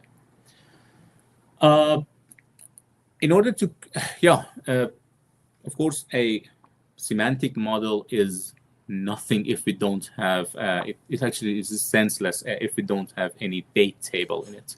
So we're going to create a date table together. Usually everyone just disable the auto date time creation in Power BI. We will do that. I just want to see what are the other stuffs, other decks that we have. So we have the time intelligence functions that we can use when we are creating our measures. For example, it is just giving us the total sales for the previous month. There are some time intelligence functions for the previous month, for year of year, or year to date. There are different stuffs. And for this one, for example, as an example, it is showing us the for 2015, the previous month was 39,000, and as you can see, it is visible here. In our semantic model, we can create the calculated columns. That those calculated columns are basically going to be stored in our model if it is in import mode, right? But those calculated columns are going to be applied per row. So if we can have something like measures, it is really more recommended than the calculated columns. It is useful for when you want to connect the columns together. For example, if you want to use it in a dimension table, for example, you have, let's say, first name and last name of a customer. So then you want to connect them, or you have the product category in the higher level in your dimension tables and the product name, but you want to just link, concatenate these two together. That makes sense. For the calculated columns, I recommend to use them in the dimension tables. But for the fact tables, when you want to do the aggregation, it is better to go with the measures. However, there are some functions, iterator functions in DAX that you can just calculate per row, which is also not recommended for the large data models. In your semantic model, you can create the calculated tables. But one of them is going to be a date table that you are going to create in a bit. It is kind of a calculated tables. It is, or even you can just calculate it from another table to somewhere else. For example, you want only one table for the year of 2015 sales. That's it, right? So then you can just calculate it and load it there. And they know the icon of your table, and actually calculator is going to be on your table. A comparison between the calculated columns and measures, as I mentioned, calculated columns is going to just create values for each row in a table. Measures calculate on demand, and it is going to be calculated on fly. The calculated columns, it is storing the value in our PBRX, but that one is just calculated based on the filter that you are applying. The calculated column is increasing the file size, the model size, the measure doesn't, and that one is row by row calculation can impact the performance, but the DAX expression may still be so optimal. And the calculated column, if you use it in your fact table, it has to be referenced with your measure. But the measures can reference another measure. These are the nice things about the measure. So let's go to our desktop again. One thing, firstly, let's have a new table. The table that I want to create is the date table. Let me get the script that I've got for this. If I can find it, I had it here, I think, yeah.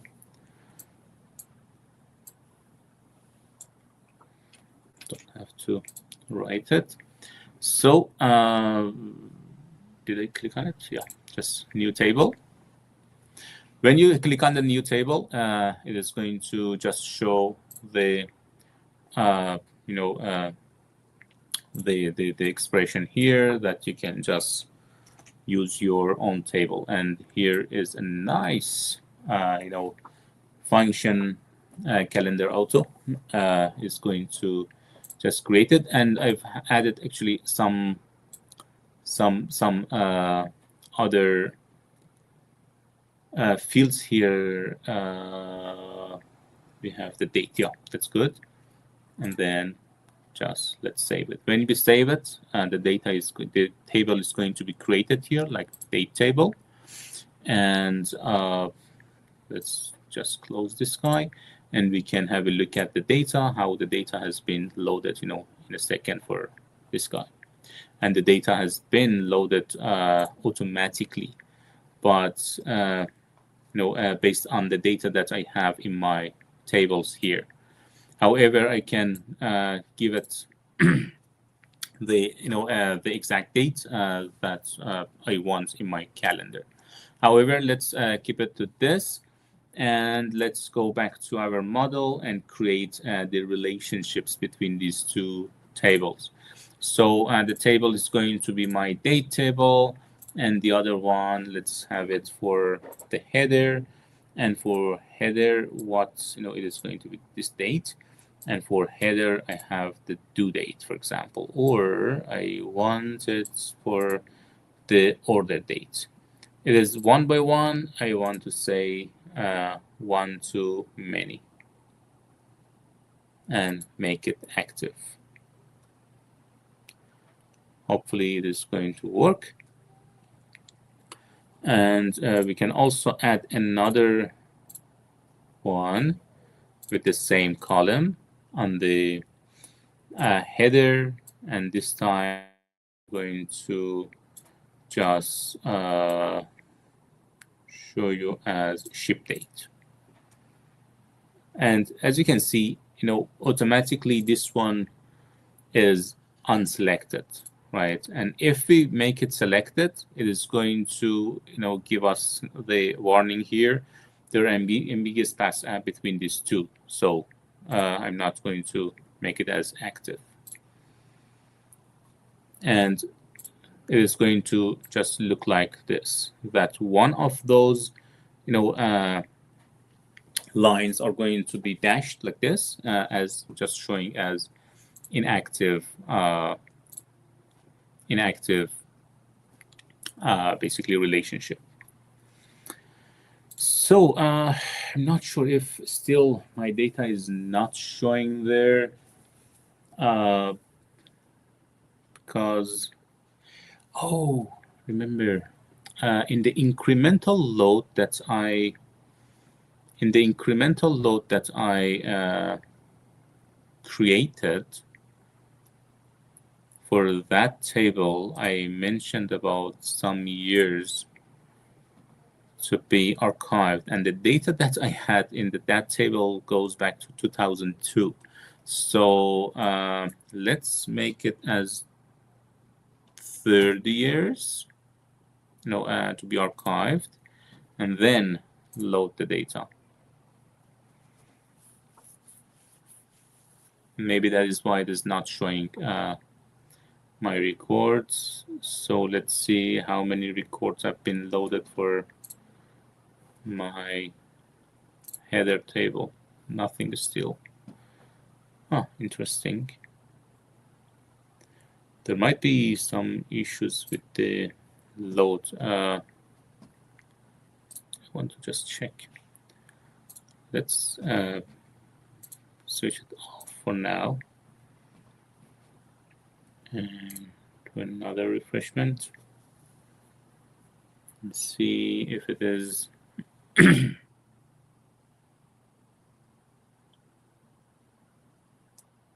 default value for this one. I think there is a problem here. Let me just check.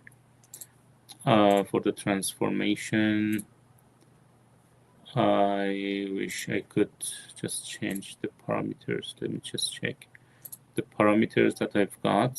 Yeah, that is why. Let's say from 2000.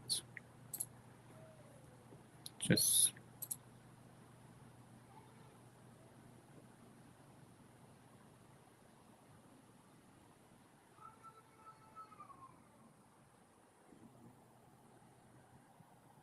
yeah, something returned seems. Yeah, but only 32. Only 32, which is a bit weird.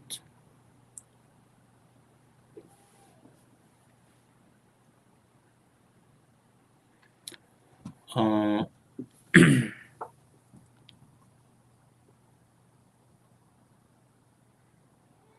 have short data here. It is coming from here. And data transformation, let me just check what we have chosen here. And let's just ignore this filtering for now. I want to make sure we have enough data when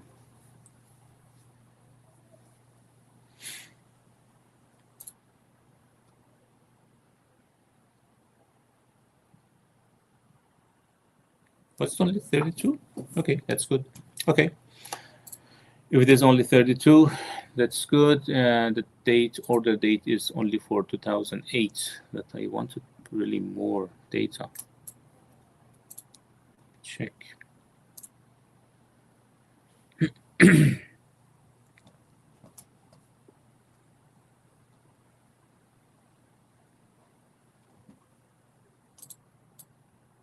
Interesting. Only the data is for 2008.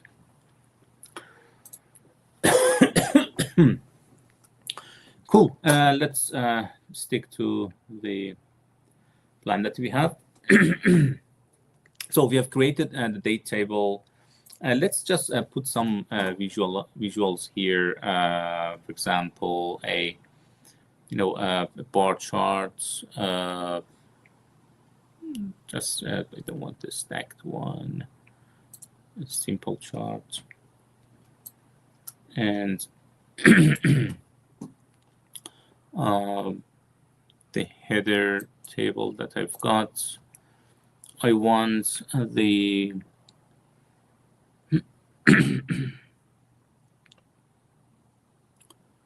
I want something here. That's total do. The total do is here, and let's just filter it by the product. But it is not something right. I'm not sure if the product is, yeah, it should use the same product for all of them, but I want to have the customers here now. But for the customers, maybe we can just go with the year instead of customer, for the day even. For the weekday, there's only Sunday, only one day we had.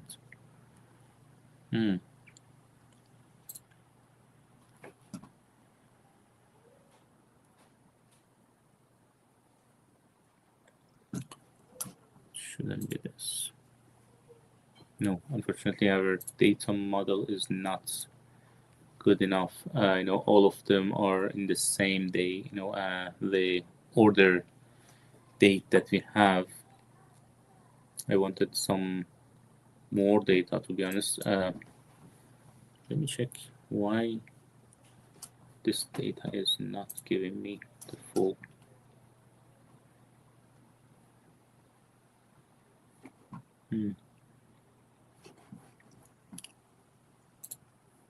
Quickly checking source of the data.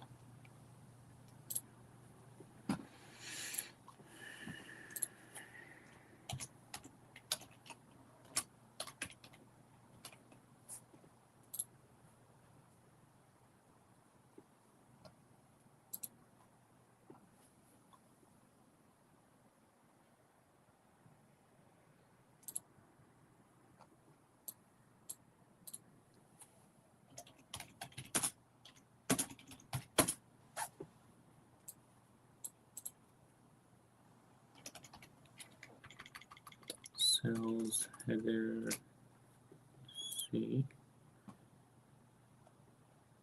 Yeah, unfortunately, it is the only available things in the source data. That's good.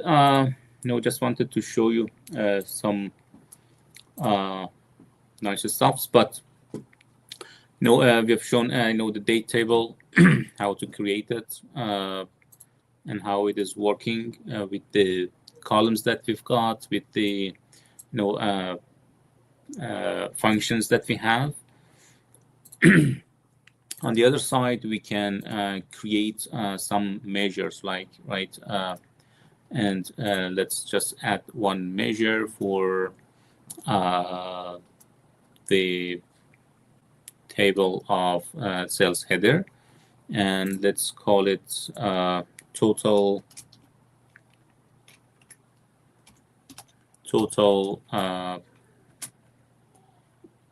do, let's say, is going to just summarize of my total do, right?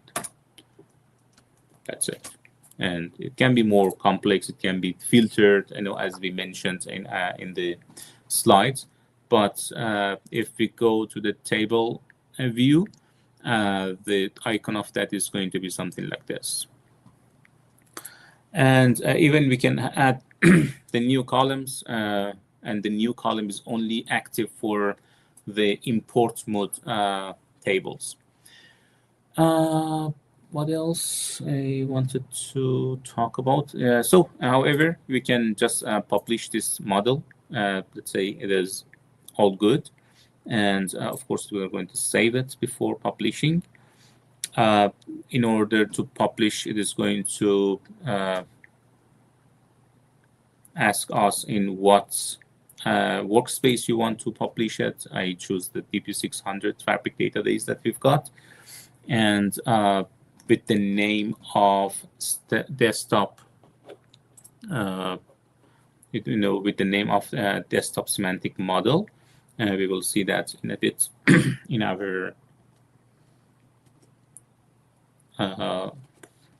Fabric portal. Now we can just be more complex in our DAX statements. It can be, it can be just using the variables. So it is very important that you utilize the variables when you are writing your DAX queries.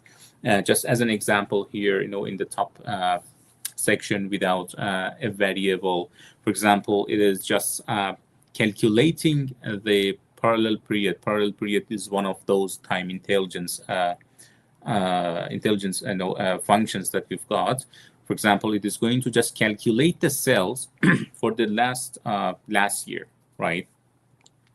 And you're gonna again utilize it for dividing, right? You just want to divide today's cells minus the previous year and divide it to the past year. So it is just comparing with what happened in the past year. As you can see, twice we are calling the same function, which is not ideal, right? We are just putting unnecessary pressure on our engine and on our model. Instead, we use the variables. So the first variable could be something like this: cells per year. We are just calculating that, putting that in a variable. Then we are going to utilize it, and 100 times we can just reference it. It is only one time calculated. It is very important to make use of the variables.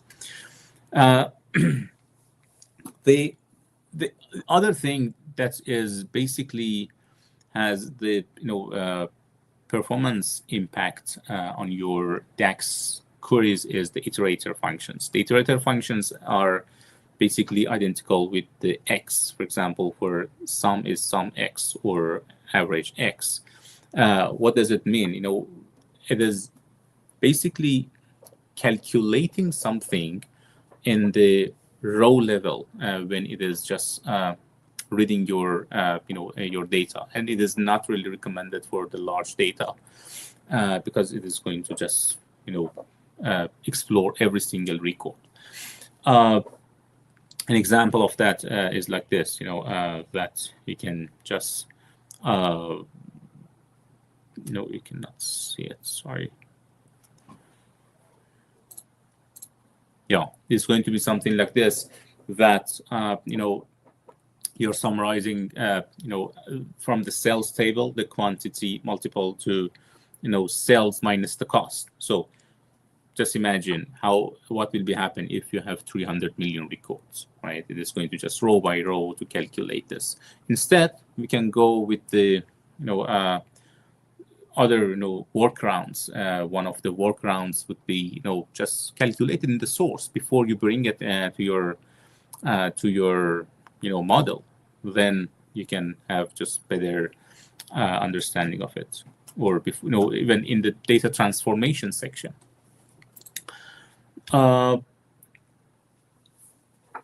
For the table filtering function, you can just it is also one of those iterations, but you can calculate a table right by just a year, just only getting the data for that specific year, right? The fiscal year, I mean.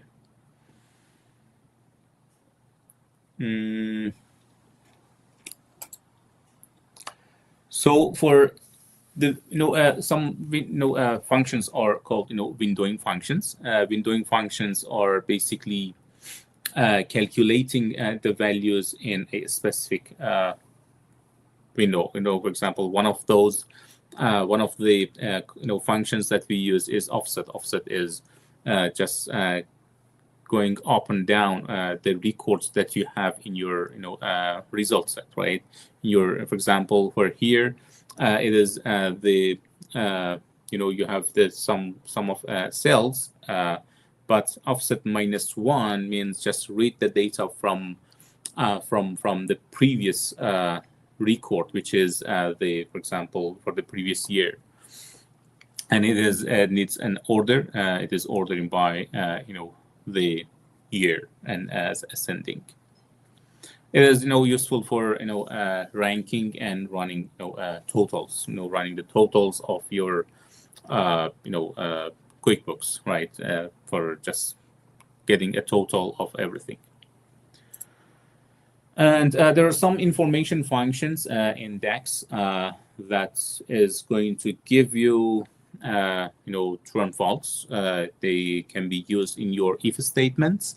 For example, if the category has any value, then do this. So we have the if statement when we are creating our calculated columns, for example. Here it is just, the measure even. It is just checking if any value is for category, then just summarize it. If not, just let's make it as blank. Okay, let's check if our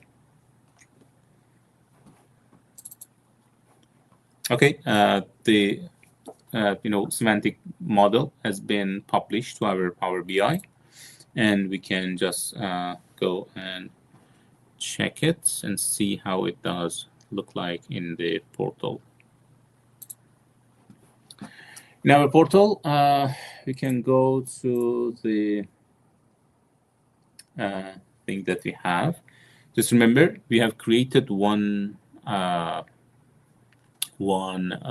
visual in the report. So a new report like this and a semantic model has been pushed. But when we go inside it, we cannot refresh it. There is a data there because the data has been pushed using the PBIX, but the data is not refresh. And if we go for the refresh of the data, it should fail basically because the data connections are not set up. Let's go for the refresh now. It is going to give us the error, and here it is because of the missing credentials. So what we do is basically we can just go to the setting of this model, right? That is brought here, and there is a connection, the gateway, that we need to create it. Previously, I think I've created one. However, just create a new connection, but I already have one, and it is going to be applied to this gateway and cloud connection. If you're using an on-prem data source, so you're gonna need a gateway and to just set up. So it seems it is good now, and we can just back to our this one, and now try to refresh our data in the semantic model. Hopefully we can finish it in time. Okay, while it is busy loading, let's go back to our slides.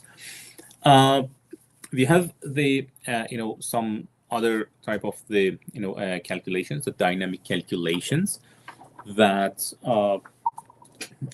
we can create the calculation group where in the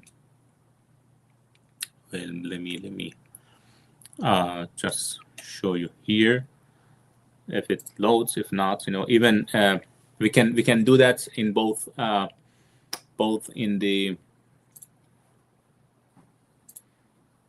this is still loading. Okay, we can go for the refresh. While it is refreshing, I think we cannot open the semantic model. let's open it. Yeah. So when we open the semantic model, we can just add a calculation group. But when you add a calculation group, it is going to give you a warning, right? That adding a calculation group is going to just disable and ignore all of these, aggregations that the model has been created for you, right? We didn't add any calculation for example, order quantity, right? But by itself, it has a sigma next to that, and it means it is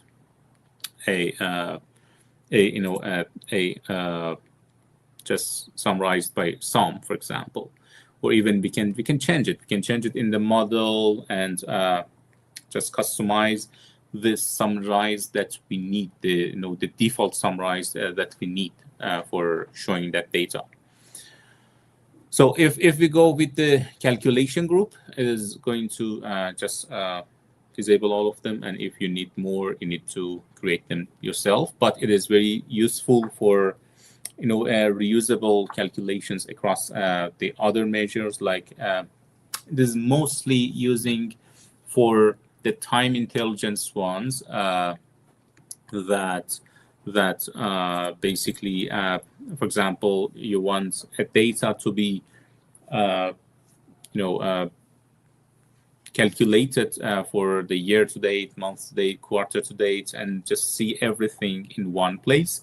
It is very good feature to add to your model. But we need to you need to just keep in mind it is going to disable all of those built-in stuffs. It's going to do something like this. For example, for a year, you can have different ones. And in order to just make it more dynamic, it can be just parameterized when we are pushing the data in, which is going to use the field parameters. The field parameters is basically the input parameter for your from your visuals to the the measures that you're gonna have. A single item that can be used in a visual, which includes multiple fields. You can use it in a slicer and just switch in between the fields, for example, just counting per category or color or products. We have the dynamic format string that is mostly useful for when you want to just having some signs or figures in your text, the strings that you want to show. For example, one of them is the formatting sales figures. For example, if it is a million instead of 1 and 6 zeros, you can just say 1M, right? Or if it is K, it is 1,000, you can just say 1,000K or 1 million. And it is going to be nothing than a calculation, a switch function. Basically, that is just choosing in between them and just giving it a format. The format is also a function that is getting as an input, is getting the value that you're passing, and the measure that you're passing to, and just adding that format to it. And we have in the switch, we have, if it is more than 1 million, that's just add M at the end of that. If it is more than 1,000, just add K. And if there's going to be a starter from top, when it sees, actually it matches the first row of the conditions, then it is just a stop going down. Is one of the examples that we've got here. For example, if it is only is one less than a million, it is going to get a K, and if it is more, it's going to be M, and so on and so forth.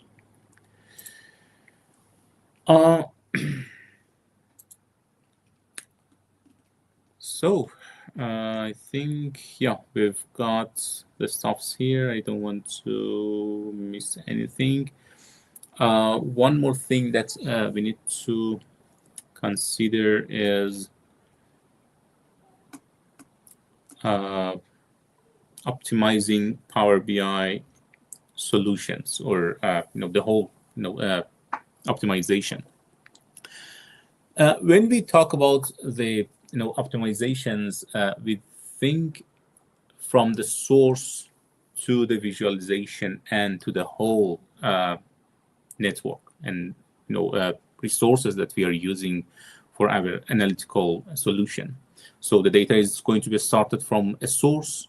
We'll get the data, we filter that data, and then we are doing the data transformation, doing the data modeling, creating the visuals, and then all of them are running within an environment and within a network of the data, right? So we should think about all of these guys. For example, when we are talking about the data sources, how to optimize them, just try to have the best practices for the upstreams, as we discussed. In the data modeling, just think about whatever best practices that are applicable in the data modeling. Or for the visuals, we are not going to put hundreds of visuals in one page, so it should be in an acceptable and normal number of visuals. And also the whole data that we are moving in between the systems, or the resources that we are using are important, and that we need to just consider when we are designing the whole analytical solution. There are some tools to just do the analyze in the performance. Some of them are in the Power BI desktop, and similar things are available in our semantic model page in Fabric. But the first one is the performance analyzer. There you can just check the your record iterations, review. You can just review the query and count, just monitoring the rendering times. You can identify the bottlenecks and optimize your queries. It is very important that you identify the bottleneck and just find where you can make it better. One of those things that we discussed before was the iteration functions. For you're not going to use some X for the large tables. Instead, we go to the source and create some of those transformations. Then usually simply we use the sum function. For example, here it is for as an example, it is just using the filter, and the other one is keeping the filter, right? Keep filters, whatever filters that are in the in your slicers. If but it doesn't have to go to calculate it and then and then filter it. Firstly, do the filter that it is doing, and then adding all of those filters to the calculations, right?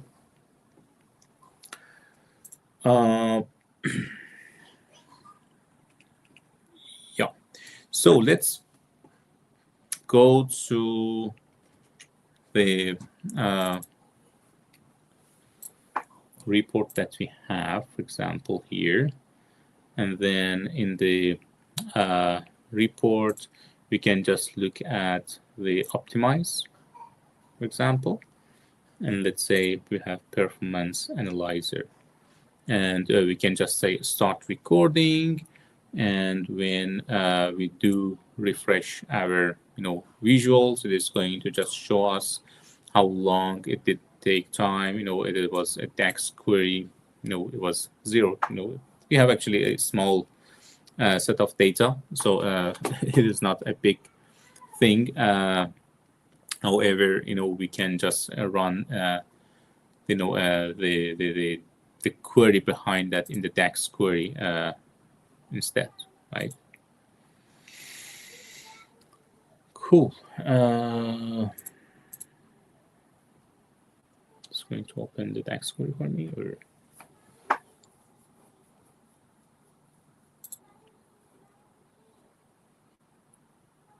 yeah, it is just it brought that DAX query for me. It's been executed. If we go to the visuals again, some of the total do, is just, giving us some information about the, the visuals that are making the query and just going back.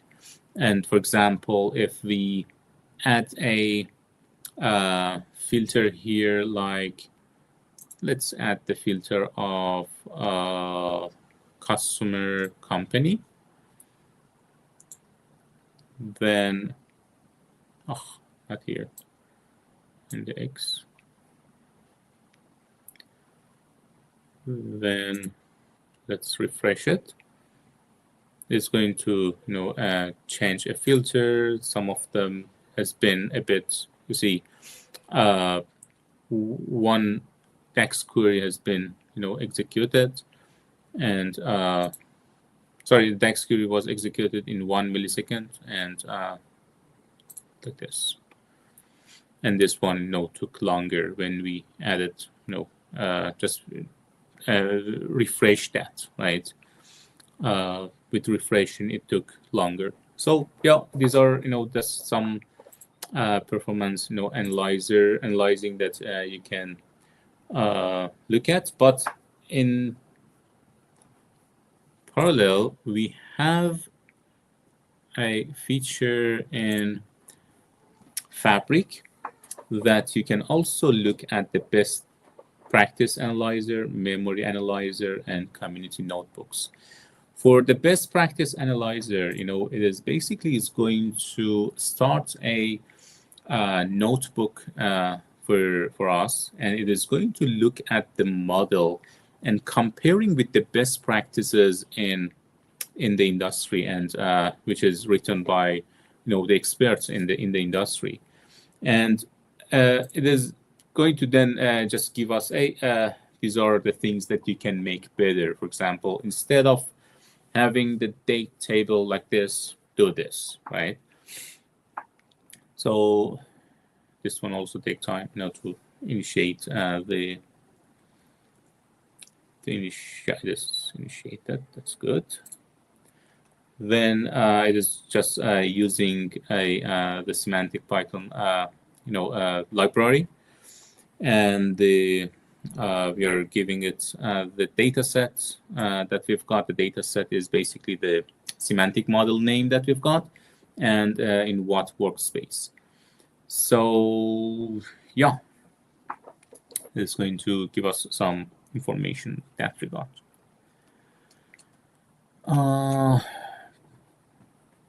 Let's back to, hopefully this is going to be finished soon. Yeah, lots of considerations, right? And the calculated columns, for example. And if you actually click on that link, it says, the column reference should be fully qualified, in the calculated columns that we are, creating. And it is going to just give you an example and some, tips and tricks to get used, actually, and use them. Or even for the relationship, it is not a, a severe thing, but it is just also a warning that we are aware that for that relationship we made it as inactive. That it says if the relationships is inactive, are you going to use that just as a warning? or for even for divide function for division, just use this one instead of slash for dividing. Yeah, some good stuffs here. Let's back to the slides.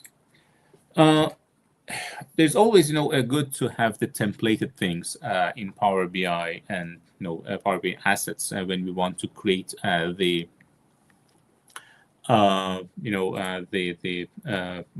basically the projects. So one of them is a specialized semantic models. So it is recommended that when you are working in a team and you want to collaborate with others and you want to have some master things and some assets for your organization, it is good to create a core semantic model with some specific tables that can be used, can be reused actually for the other models, or they can be developed even in the future. So it is good to just create a blank Power BI semantic model and just publish it. Then afterward, it is going to just make use of those semantic models for the just creating their reports or expanding those models. The other thing is Power BI templates or PBIT files that you can create a template for your Power BI, and basically there's going to be a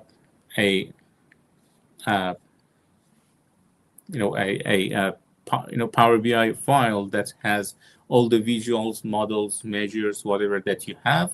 Then you can just make a template of that and use it several times for the next the developments that you have. And the other one is the Power BI data source that you can just export your existing data source or create it from scratch just by following some rules of the JSON language to create your this data source file. Let's just quickly cover them. Let's stop this guy. It's just okay. The first thing is Power BI template that you can just save as when you just save it, you can just give it a name, and here simply just use this template files, and it can be let's say template, and a template has been created here. You can just add a description. This template is used for this and that. Or the other thing that you can just choose is the BPIP, which is the project files. Let's just talk about that one a bit later, but yeah, let's create a new one maybe. Or yeah, let's create it. Let me just show you the slides quickly. We have the Power BI projects that you can just manage the assets of actually the files on the text editor, that where you can open it in your Visual Studio Code, and it is the opportunity that you can make a CI/CD with your just use it in the Git control, and just following the the CI/CD principles. So it is very easy to do, but for sure it is in preview, and you need to activate it. In order to activate that, I will let you know. But in order to save it, the same thing, save as with PBIP, then just OK. and it is going to open it for us like this. And what you can do, you can just go to the folder that is keeping the files for that one. Don't look at these two, but these are the files related to your report and semantic model. For example, for each semantic model, we have the definitions, we have the list of tables. For each of the tables that we have created, there's a TMDL script. The TMDL script is like here. For each of the tables that we've got, it is another view actually of the Power BI desktop that was added recently. We have the TMDL, and we can just drag and drop the table, and it is going to just show you the definition of your table. And basically, when you just do a change here, for example, if you want to do a find and replace, or I don't know, just adding some files, or doing some other modifications. Once it is there, then you can apply it to your model.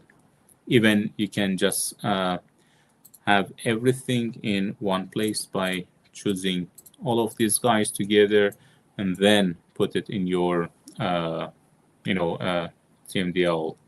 view, and all of the tables now are available here together. That's it. And in order to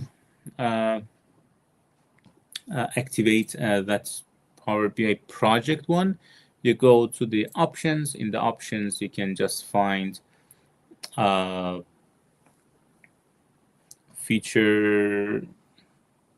features.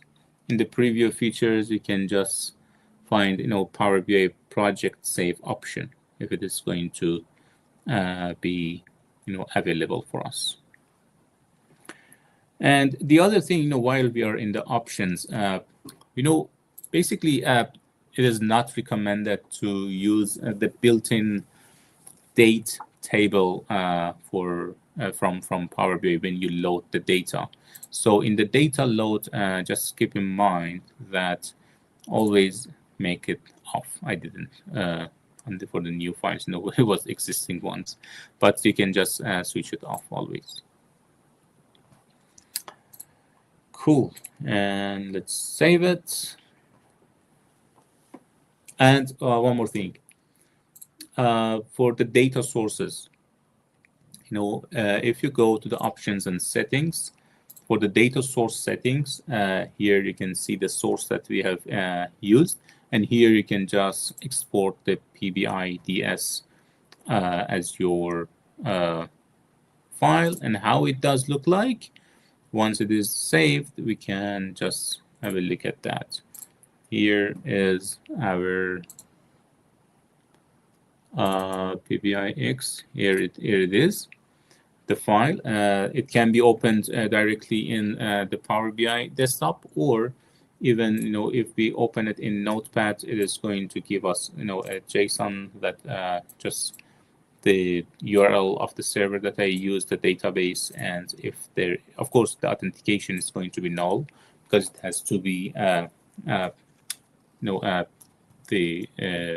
specified once you are going to open it. Cool.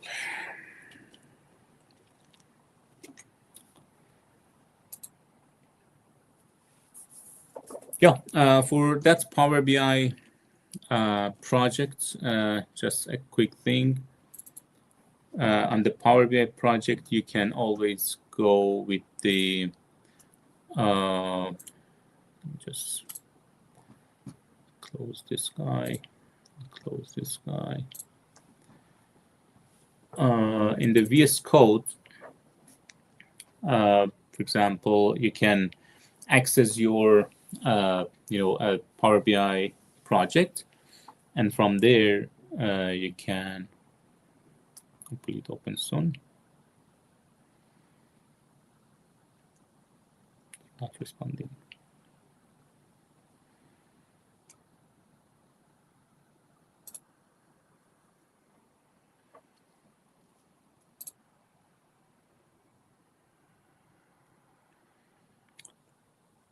It's very simple. That it is, you have the text editor. If there's any changes, you can, of course, identify those changes in your folder. I have actually opened it before in the Fabric Cafe folder, and a new folder just added for Power BI X, PBI X, and I can see the reports. And if I go to my Git syncing, I can see some of them have been added recently, and I can just commit them to my repository. It is good for when you are working as a team, or even yourself, to just have the versions of your data. Cool. Let's go back to, and here you can just manage it. The deployment models, the deployment pipelines, deployment pipelines are the way that we do the CI/CD in, it is part of the CI/CD in Fabric, actually, and in the whole software industry, actually, that it is going to track the changes across Fabric workspaces. That supports most of the Fabric items, and those can be customized for this one. How to create it? Basically, you need to have the workplaces firstly, right? Let's say we have now DP-600 Fabric database. I want to create another workspace. Let's say DP-600 Fabric database production, right? Or test, right? And let's apply it. The intention of this deployment pipeline is pushing whatever that we have in whatever that we want actually in our workspace A to workspace B. That is basically some sort of the deployments.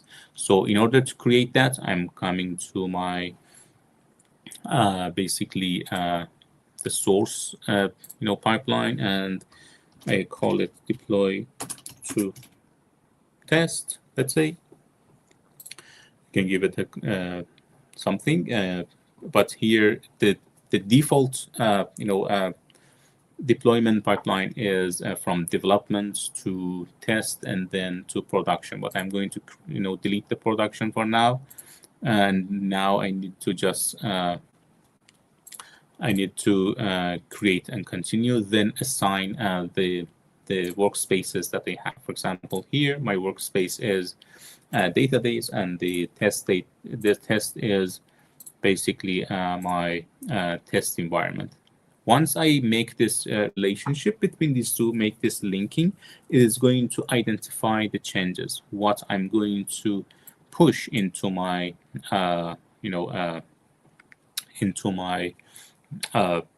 destination. So it is very simple that I can choose all and just say, hey, deploy everything for me, right? It is going to just deploy everything to the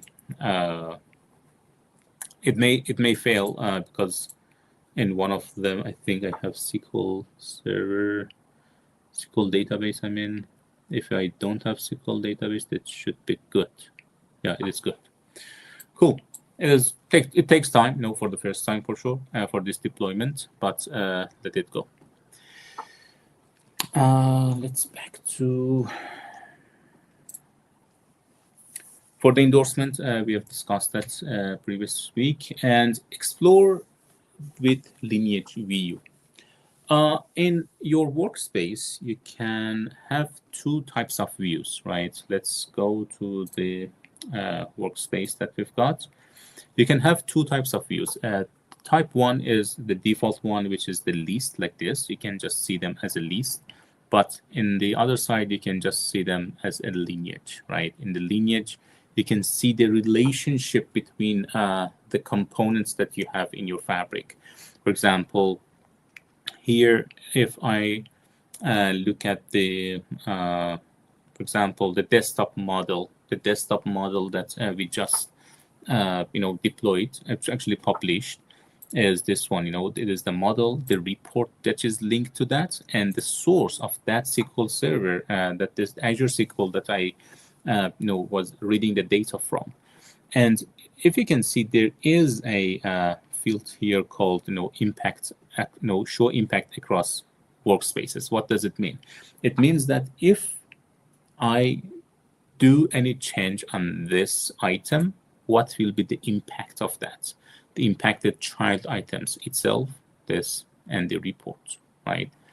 And what workspaces that are going to be involved. And here, for example, for this one, for this semantic model, is going to just giving me one, impacted item. So it's good to just check what are the downstream impacts when I basically doing some changes.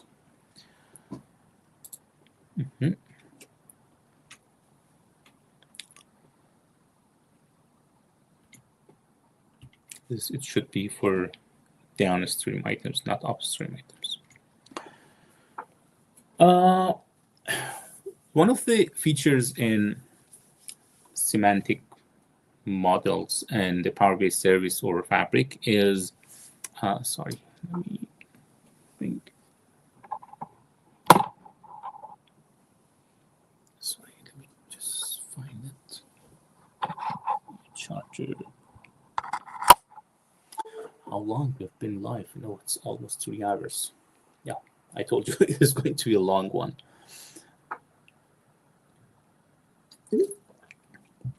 There is an endpoint called XML endpoint, which is XML Analytics endpoint for Power BI, that you can do basically two main things. One is reading the data from your model, just looking at what you have in your model, the tables, the basically the all the components, measures, relationships, roles, and whatever that you have.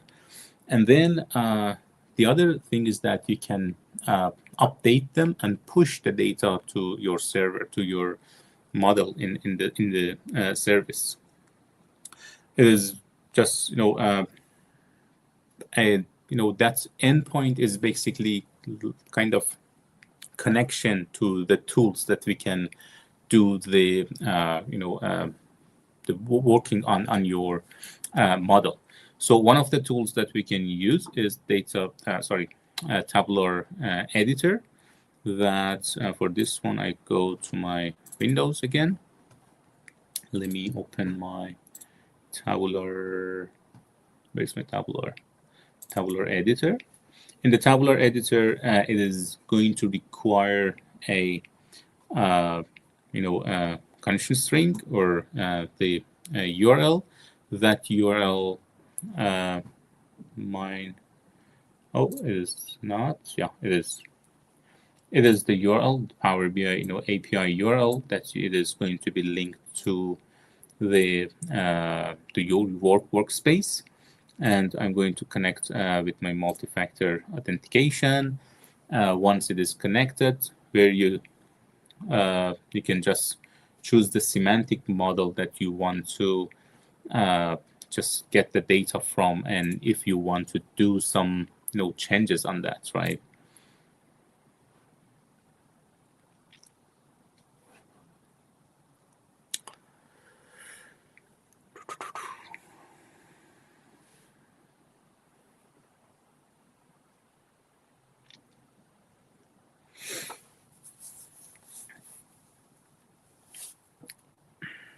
Not sure if there is any limitations of the live session. Hopefully everything goes well. But the number, actually the semantic models that we've got here, and I want to just look at this desktop semantic model that we have created together. And from here, it is just showing whatever that you were seeing in the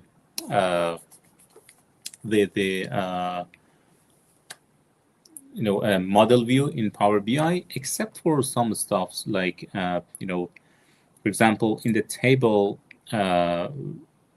when you have your table, you can see the partition section that you can create a new partition, or even you can create a new relationship here. If you want to create a new relationship, it is going to just coming from what table, from what column, what type of the cardinality I want, and from and to which column. And it is, as I mentioned, if it, you can read them, but if you want to write them back to your model, you need the premium capacity.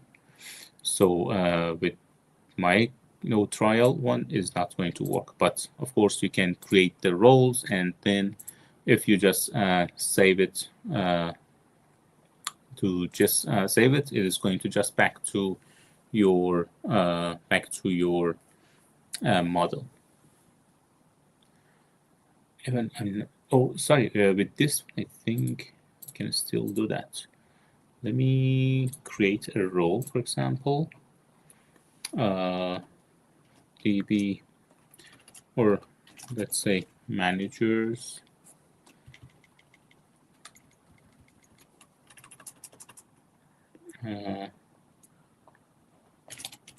marketing,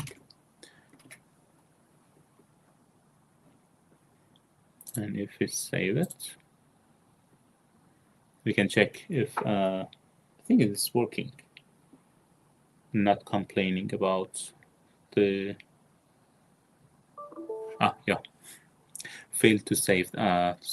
Yeah, it is because of the permissions that we've got. Cool. I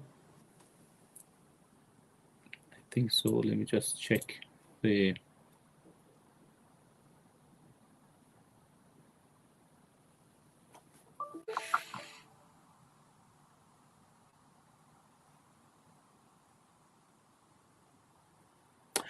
it is complaining about the relationship that I just created here.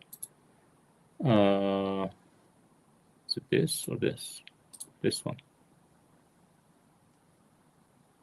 None to none. I don't want to have it.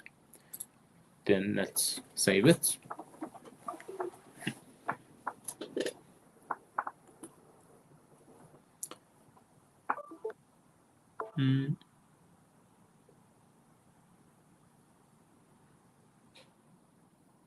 Yeah, exactly. You see, please set the permissions for your row level security to read. There's another thing. That's a story. Nice story. When we are creating the roles from this tabular editor, this to change the row level security to only read.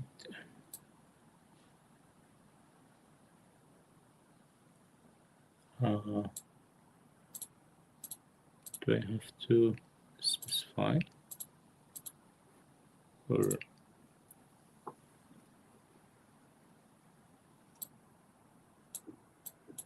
something here come up?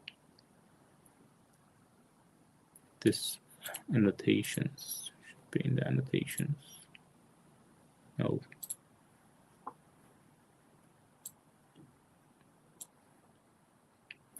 Model permission. Yeah, it should be read. I set it to none. It was the default. Yeah, I was hoping the default works, but hopefully it goes to our model.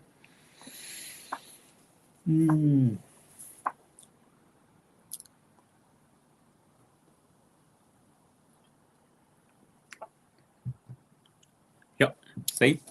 And then we can just check it in our portal to see if this guy has been sent. desktop semantic model.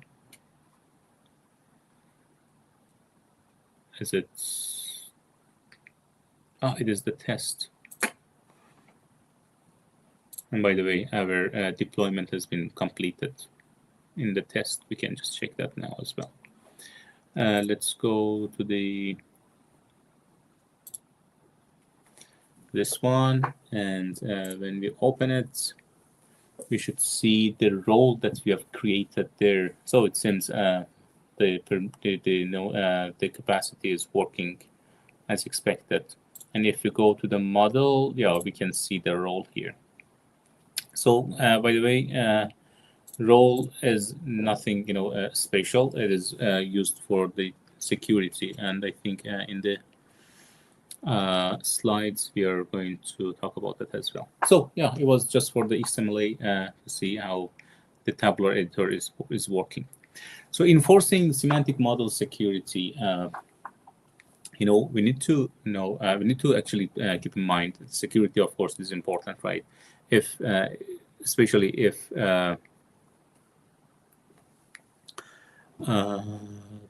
is there any about the tabular editor? Of course, the tabular editor site itself has I think has the enough resources to learn from. But if I find something useful, I will share it later after this session for sure.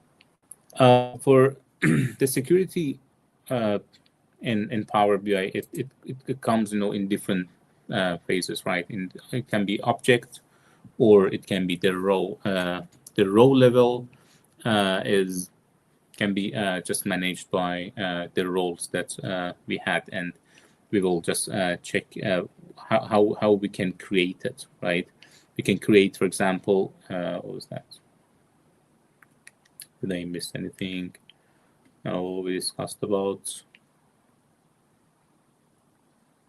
Yeah, basically for if when we use the import mode, or even for the direct query, the roles are going to work. However, if something if, for example, a row level security has been done in the direct in the source that we are reading the data, that we are not loading that into our model, like the data warehouse or a lake house. If there is any established security, then the direct lake is not working and direct query is in place for those tables. Just keep in mind where the direct query is going to be utilized instead of direct lake. Where we create the roles, naming them, and just giving them some conditions. For example, the cells, users only just look at the sales records or the marketing records. And then we can just assign the people to those roles. How we can just do that quickly? Let's have a look at it. We can have a look at the manage roles for this one, for marketing, that we have added in our tabular editor. We can just give it a thing. For example, if the customer, the company name equals to 1 and 2, 3, something like that. And it can be more than one rules that we are setting for each role. And it can be set that if all these conditions are going to be applied, or any of them is met, then this user that is part of this role can access the records in your model. And here you can just assign your members from your organization to each role that you have created. However, you can just switch it to DAX editor as well. And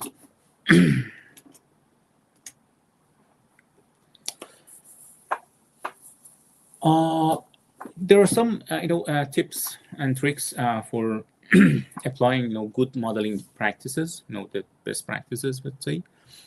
Fewer semantic models with well-designed roles. Fewer roles by using dynamic rules. When you're just defining the roles, just keep in mind basically create the rules filter on the dimension tables instead of fact table, like I did for the customer. Only for this company, for example, they can see the records. What else? We can just test all of those roles and using the same credentials. There are some items that I want to just show you. One of them is the downstream impact analysis that we covered. Two of them are related to the One Lake. One of them is the One Lake catalog. The One Lake catalog is something which is available. Let me go to portal. Yeah, that's good. We have it here as well. The One Lake catalog is containing all of the basically delta tables and all of the storages that we have in our One Lake. It is in different sections, right? For example, I can filter them on the workspace. For example, the workspace that I have for this, it can be sorry. It can be actually found here. You've got lake house, warehouse, SQL analytics endpoint, and even semantic models that we've added. We can have this endorsements, and here we've got the opportunity to just from here just the link to that item, or I didn't want to open it.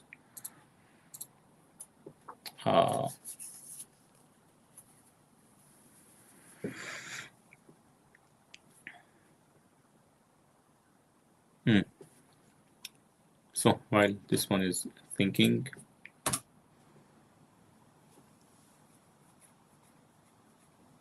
okay, cool.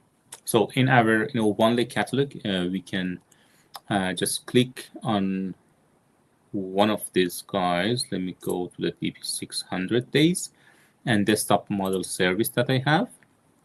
Then I can see the tables that I have here. I can see its lineage, where it is basically related to the other items, the downstream and upstream items of that model.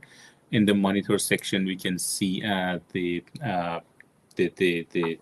execution actually of the refreshments, the refresh history for the OneDrive, the Direct Lake, if it applies, or even we can have the One Lake that I will show you how to set it up, and also the permissions if the semantic model is going to be shared with others, that I showed you how you can share it. Even you can start exploring that data. If you want to explore the data, you can just add them something here, and that exploration can be saved as part of your in your workspace. That, and even it can be shared with your peers if you want to just show them to your peers. And here it is the item that the exploration type of exploration has been added here. It is going to just directly put you in the stage where you have done all of your agreements and aggregations, or the criteria and the conditions on your records. And you can just share your exploration with your friends and with your actually team. And even you can create the visuals on top of that.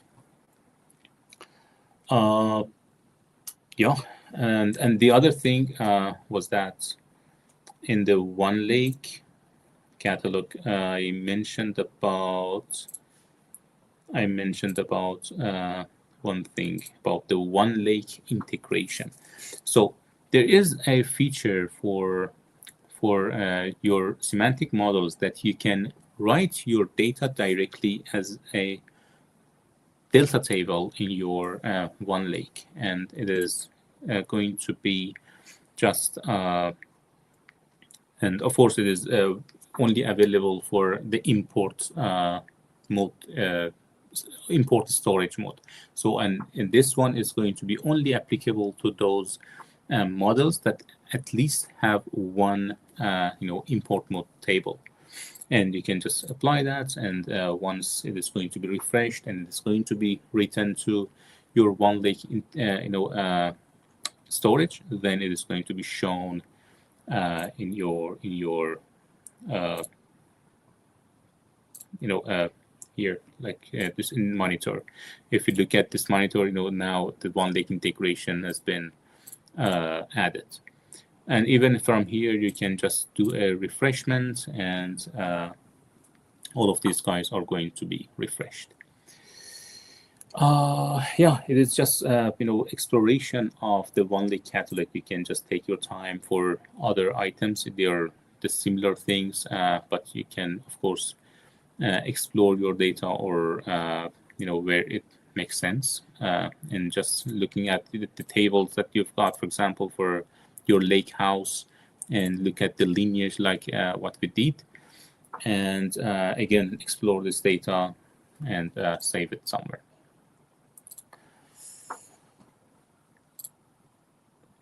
Cool. Let's back to one more thing for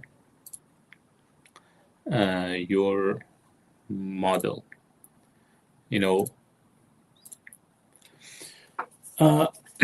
for the basically for the one lake catalog, you can, from one side you can explore that, and from the other side you can add the data basically at the tables to your model. When you add the data lake, one lake catalog, something from your one lake catalog, then you are basically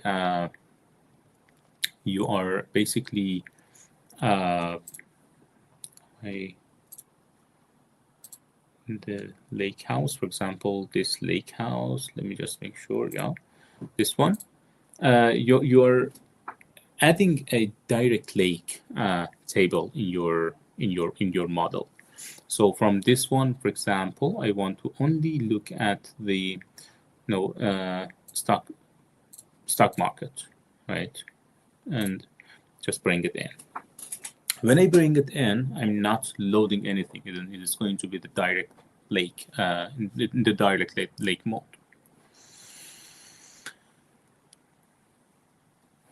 So let's see if it is going to be loaded. While it is busy, we discovered the one lake catalog. We looked at the one lake integration. That's good. And so finally we are heading to the real-time intelligence, and it is the last section of our stops. I'm just waiting for this one to be completed. While this one is, we have to wait for this.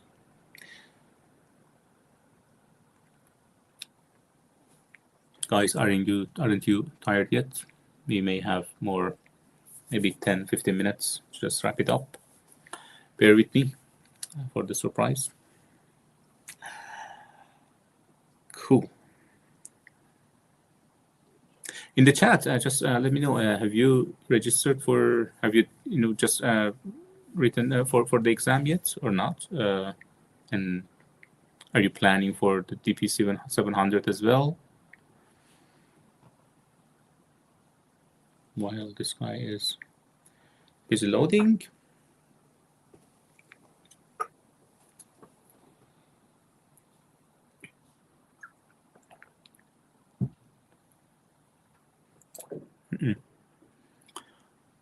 It's super slow. I don't like it.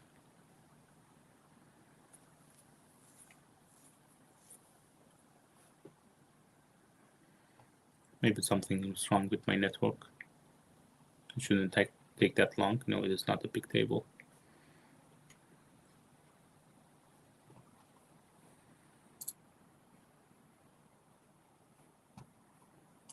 Yeah, it takes that, take long really. You want to wait for this. And yeah, and just one more thing while we're on it. Just let's have a look at the view, pipeline, deployment pipeline. That, as you can see, it is successfully deployed. And if we look at this, it is our new, workspace that has all the items that we have brought from the previous one. Even in the here it is just identifying the changes. If there was any changes, if there is any changes, it is going to be identified here, and then we can just move it forward. Okay, cool. Let's go to the real-time intelligence. Real-time intelligence is, let's just talk about the non-real-time one. So far, whatever that we discussed was the batch processing, right? For the batch processing, and we were loading the data from somewhere, from a source, transform them, and it might be, just some sort of incremental load. We have done a refresh. It can be coming from a database. We were only extracting the data for a specific period of time. For example, for that incremental refresh, we only configured that for the completed days and not for everything. But on the other side, we have the real-time analysis, right? Real-time intelligence. That in Fabric, we have this real-time hub, right? That is basically is gathering the things related to the real-time streaming of the data. That data is streaming from some data sources that are available from Cosmos DB, from Azure SQL, from your the endpoints that just are streaming some of the, and that stream data are basically time series time series data that are very important for the organization. And in the real time, we have to see them, and we have to just do an action when we see a pattern, when we see an animal thing in that data. So the data is going to be streamed using the event stream. Then it can be transformed, and it can be loaded to the destinations like event house or a warehouse or lake house. Then even at the same time, if we see any anomaly on that data, we can just use the act and just do something afterward. In between, we can have access to the KQL query sets. That is basically a custom query language that we use for querying our event house or KQL database. And on the other side, we have real-time dashboard that is going to be used, based on the data that we have in our event house. And as a total, Power BI also can make the data from that, and the whole thing is in the real-time hub.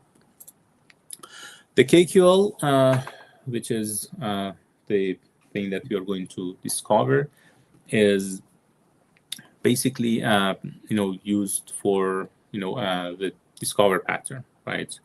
It is very useful for the large, scanning the large data sets. And as I mentioned, it is it is exploring to identify the anomaly and outlets, or create statistical modeling. It is case sensitive for everything, even for the table names, the table column names, operators, functions, and so on. it is, it is not only related to the event stream in Fabric. It is, widely used in Azure for the log queries, and the Microsoft Sentinel, Azure Data Explorer, and this real time in Fabric. The in order to use that, let's firstly create a one event stream in the portal. Then we can talk about the KQL itself. Cool. Let's wipe it out. I'm gonna close this test and go to my workspace. So in the workspace, we can create the item from here, from the event stream, or even we can go to our real-time hub. You can just get a tour there, or just directly get started.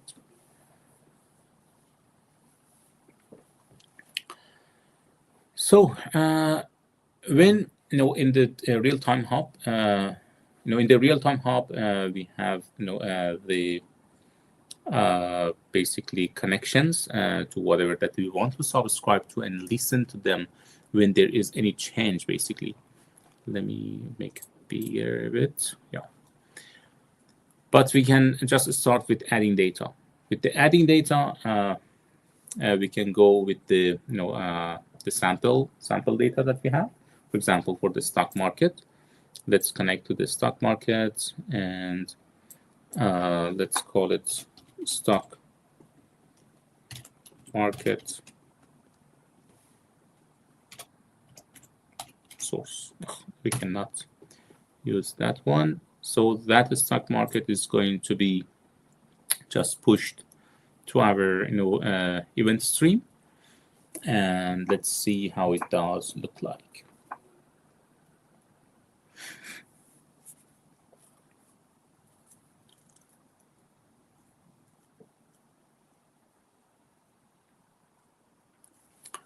Oh, nice, Isaac. You have registered for DP-700, so see you in the next 4 weeks as well, hopefully. But the thing is that our planned sessions are until December 30th. I try to have the last session sooner, but yeah, thank you. So we have created that. Let's open the event stream that we have created. The data has been streaming. It is active, and it is in the live mode. In order to make the changes, we need to just go to the edit. In the bottom, it is live, and it is just streaming from those sources that we have, and it is the data that we are seeing here. But in order to change it and modify the event stream, you can just put it in the edit mode, and from here we can basically, it is something like what we had in the pipelines that you could just drag and drop, or following a flow of the data, but data is flowing basically. The data is flowing from here, going to the stream, and then we can transform it. If we want to transform it, then we can just say, hey, filter that. I want to filter it by not huge, for example. Not huge. Let's say filter in the action. I say not huge. The symbol does not equal to huge, and save. So the data is coming here, but there is complaining because there is no destination for that. We can add a destination, and the destinations that we can have are basically the activators, the event house and lake house, and also another stream.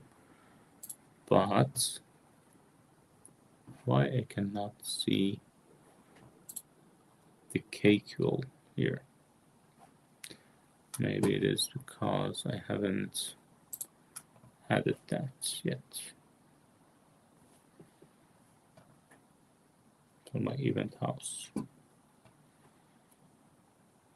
From here,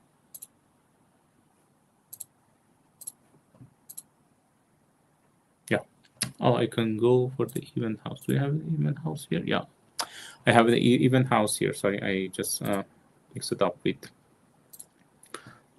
warehouse. So the destinations are lakehouse, event house. It can go to a custom endpoint or an activator or another streaming event. So here we choose the event house because we want to write the KQL my event house, let's call it, and the destination name. The event house is going to be created my event house.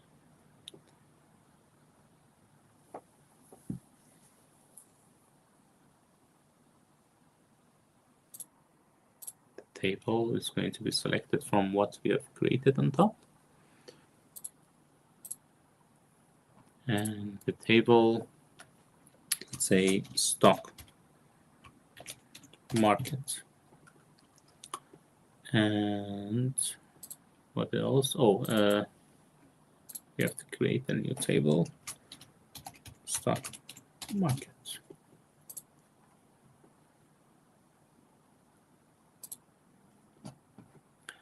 Then we can just publish it. Cool. Once it is published, the data is going to be shown in our database, the database of the KQL. The KQL database can be found here. Let's look at this. It is our KQL. Okay.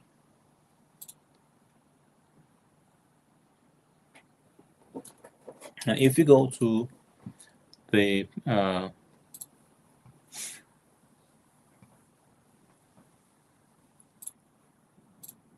this actually our workspace, we can find our my event house, and for that KQL database. Event house is basically a container of the KQL databases. Sorry, I need to just take something. Just 3 hours and a half.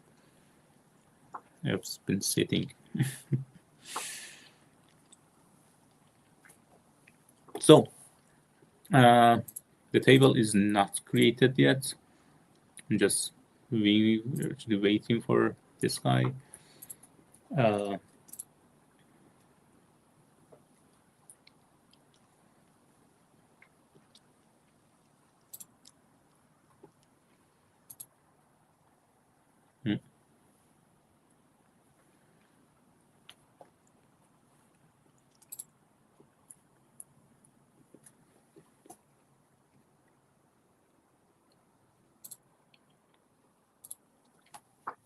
Yeah, now the data is coming in. So the table that we have is the stock market, right?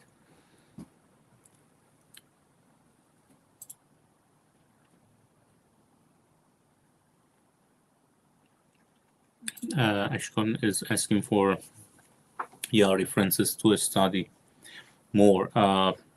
Maybe by tomorrow I will just share some links in the meetup section. But maybe as part of the sharing the recording, I will add some links for just learn more. But of course, you can follow the Microsoft Learn, right? Microsoft Learn is going to be very useful, and why not rewatching the video? If there was a lot of notes, you may have to just rewatch some sections. Yeah, I know it is a very long one. However, we have the the database, the table here, and we can write the query. The queries for the KQL query are basically is going to be part of the KQL query sets. that are just the number of queries that we write in KQL. We will just see how it does look like and how it can be generated. Even we can write the T-SQL, but for the exam, you will need to know the KQL itself. However, for your day-to-day use, you can use your T-SQL, and it can be explained and translated to the KQL.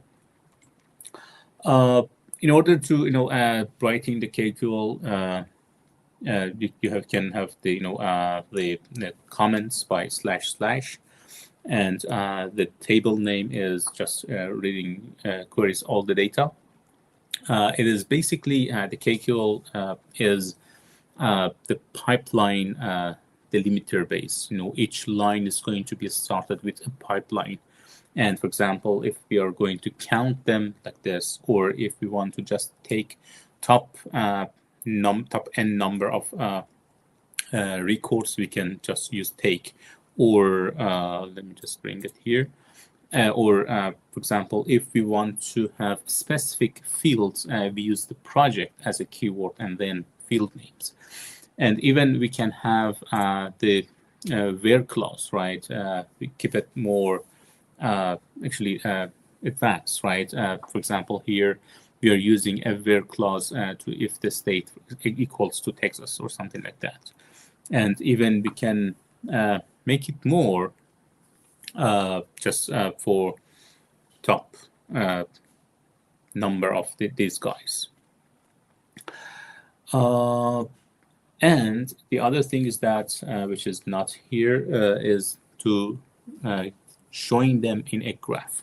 So let's jump into our portal, and here we can create a the query with the code. We can just open the query here, or even create choose the KQL query set, and it is going to be just some tabs here. For example, this one, as I mentioned, take 100 is only taking the top 100 of them, or it is a case. The intelligence behind that, and we can just say where, for example, symbol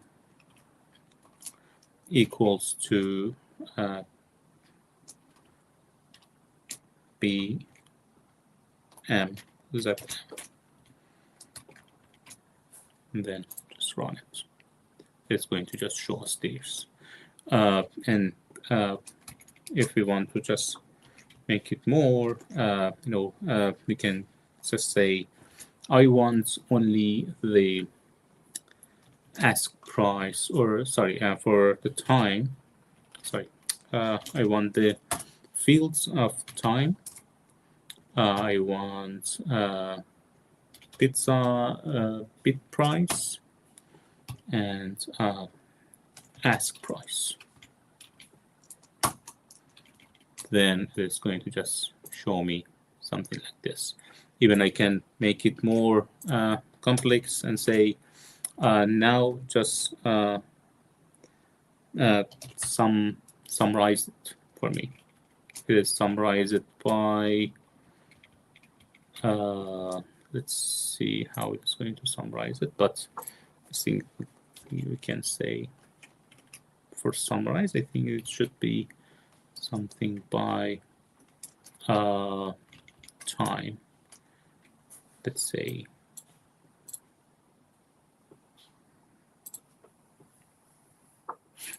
no, summarize is not writing like this, but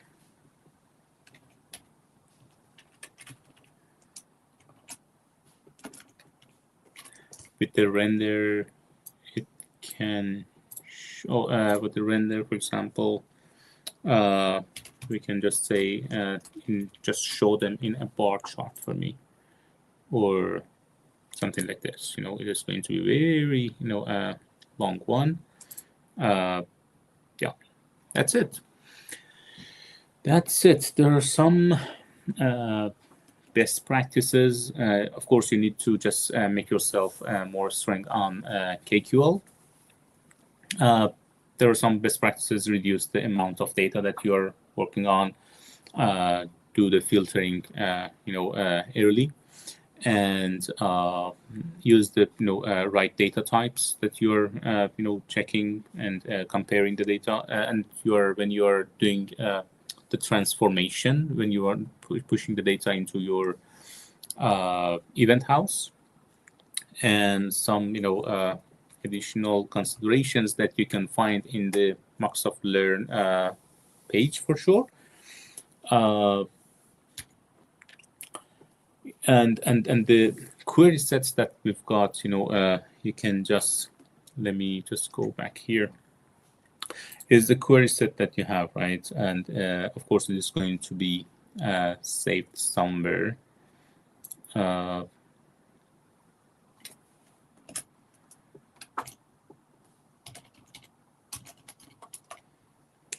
query sets that we have created here. And let me see if we can see that in the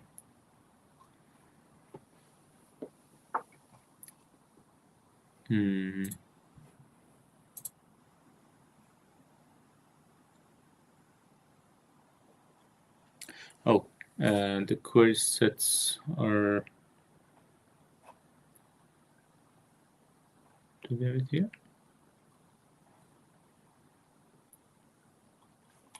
Let me check it.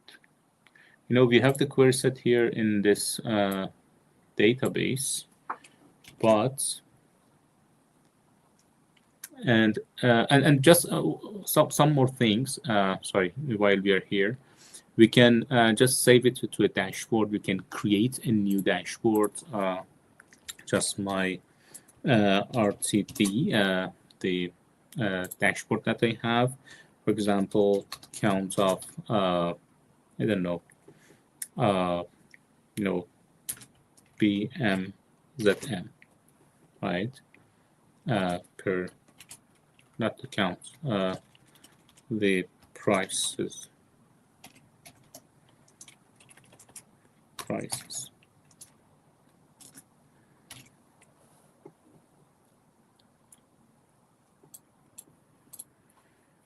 However, we may have to just put it as one, but let's see how the dashboard is going to look like.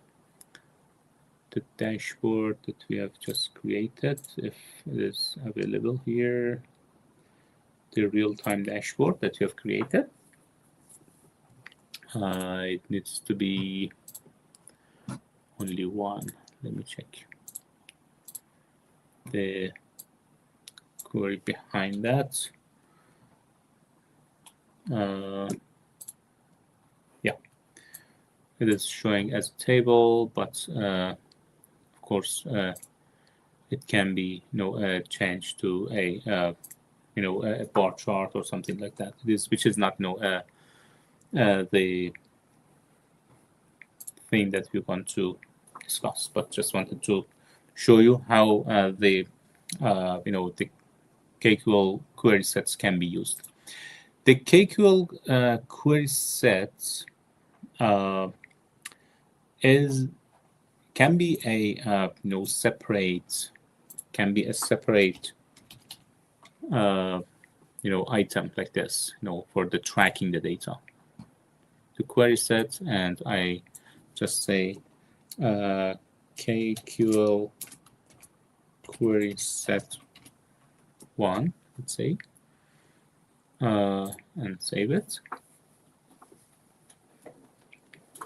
I think I copied this whole of that, and here we can just from here we can connect to the sources that we want to work on. For this one, we look at the event house, but the other options are available: Data Explorer, Azure Data Explorer, or Azure Application Insights, Azure Log Analytics, which is also important. When in a workspace, how the analysis actually you can just log the look at the activities from your team and whoever is working in your workspace. But let's connect to this one, and the data source that I've added here is my data source, and here are some examples are added there, but I want to just put what I have, and it can be just the databases that I can add to my Explorer. That's it. I think that's enough for the KQL query sets. And for the summarize, we had to put the column name, the alias, then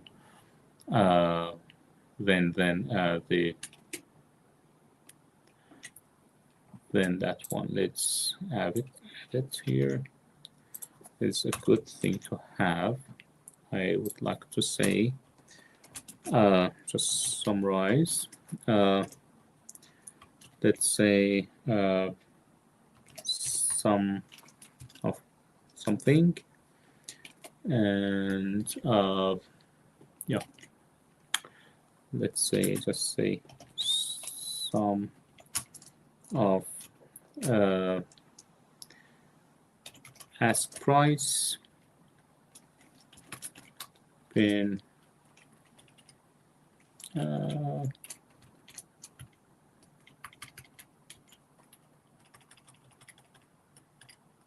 maybe we can get rid of this project one here.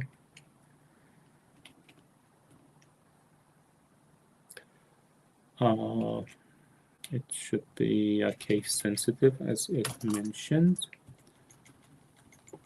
I'm just looking at if it can be. Okay, it doesn't like the sum. Then we can go for by, then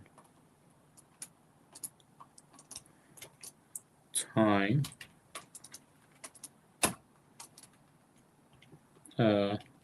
It's going to be by this one. Then do we have ID here by any chance? What are the other columns? Let's look at the sequence.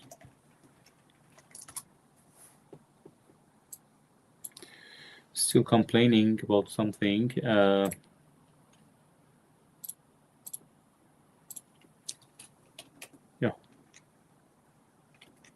The count. Oh, yeah, I see. Then we can maybe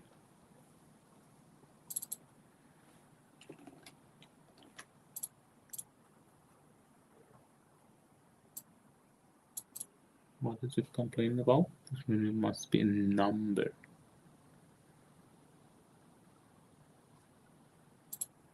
I want to just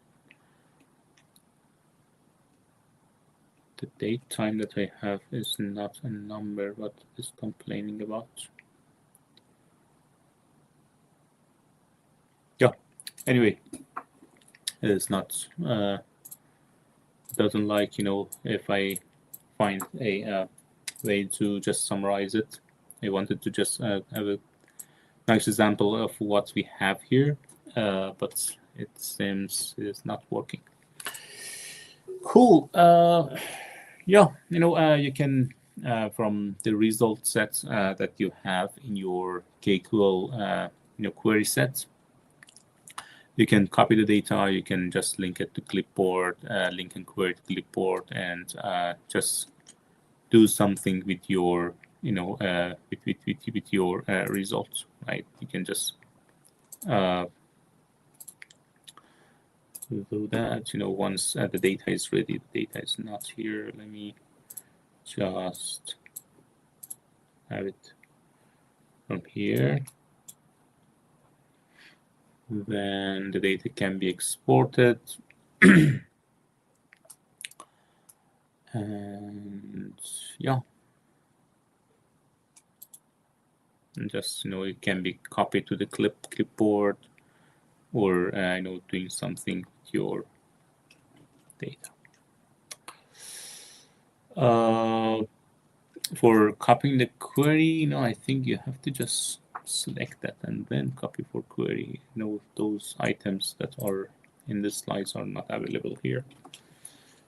For that one, I have no idea for now. If I find again anything, I will let you know. Awesome.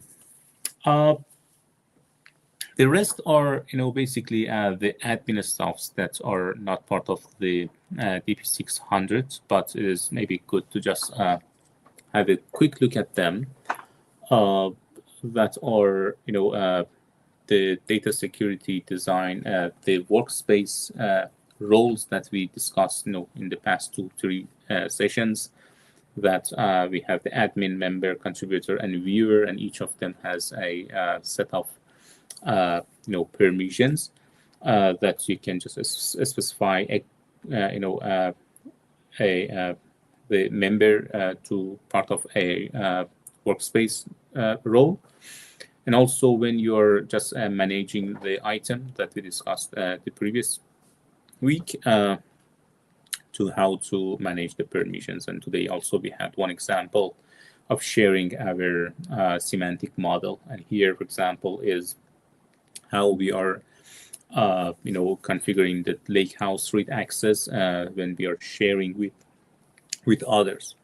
That it is basically for just sharing from what we have from our lakehouse.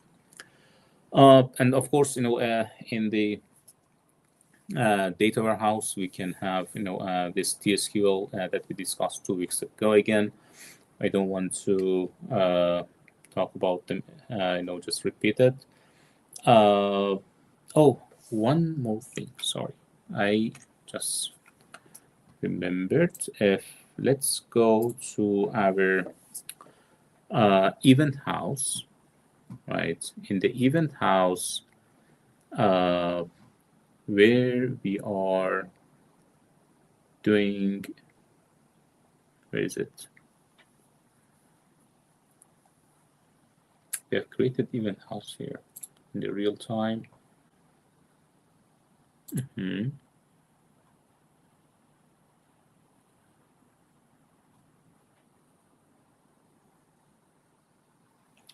Our tutorial database. I didn't want to.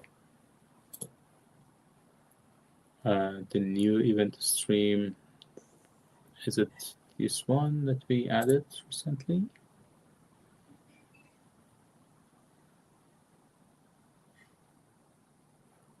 Yeah, let's open the, this one that we just added. This table, let me just put it in the edit mode. The table in the KQL is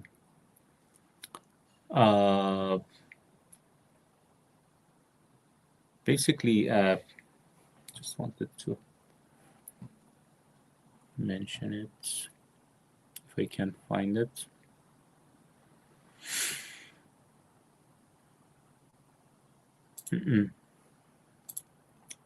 There was, I think, maybe in the beginning of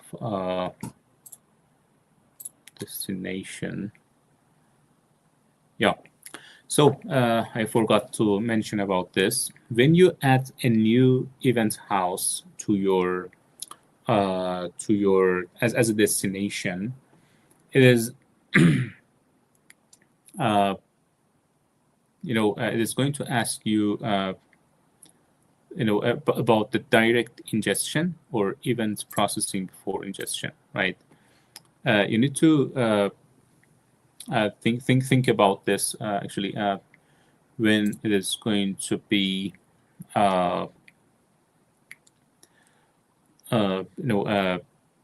before you ingest the data, it is going to be ingested, or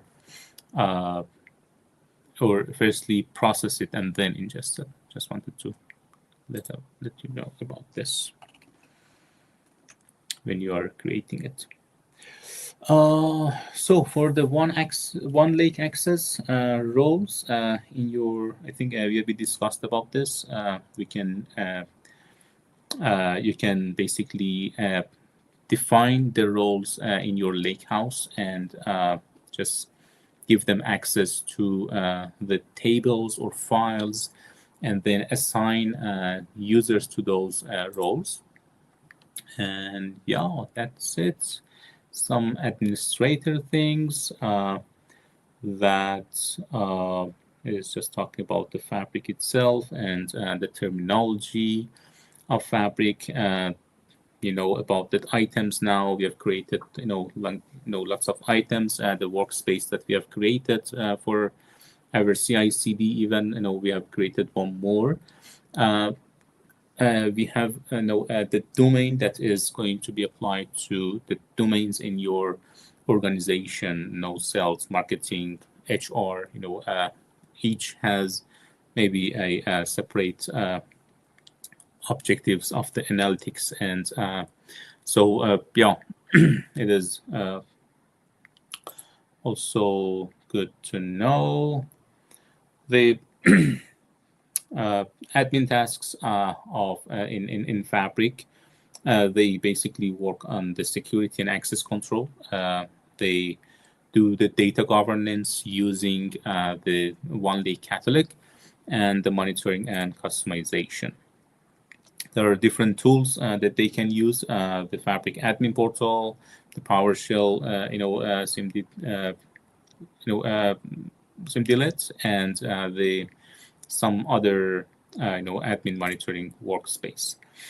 The admin portal is always available here for you. If you're admin or you have access to that, you can just go to the admin portal, find the relevant stuffs that you want to change. For example, for one lake, integration. For example, for the semantic models, that we have just set up recently. And for the workspace itself, you can just manage the workspace, the admins, but you need to know about the workspace as well. What are the available options in the workspace setting? In order to do that, again, you can go to the to your workspace and just open the workspace setting there. One of the things, for example, the URL that I used in the tabular editor is coming from this connection string, right? The connection string that you can copy is like this: just mark org, then the name of your workspace. Or the other stuff, for example, for the One Lake, when you can just download your One Lake app to see the files in your Windows. For the data warehouse, you could change the collation here from case sensitive to case insensitive. For what else? In the Power BI, you can just, for example, specify the contributors to update the app as well. And just one more thing, while we are in the workspace, you can create the task flows, right? For the task flows, firstly, you need to just create a task, or applying the tasks or using the pre-designed tasks, task flows from the existing ones, right? But you can actually assign something to a task. For example, you have the store task, right? And then you can, create the item from there, or you can, for example, here you can say, hey, just assign it to the task.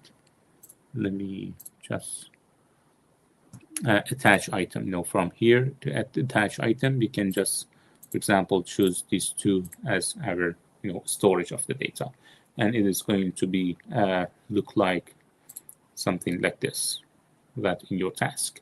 Then you can just find the task flow in your workspace. There are different types of the tasks that you can create, and you can just add the tasks here for the get data, and then they can be just linked together. For example, it's going to be started from getting data, then to data storage, and you can just assign your is most of the just planning and visualizing of what tasks are available for you in your in your workspace. Cool. It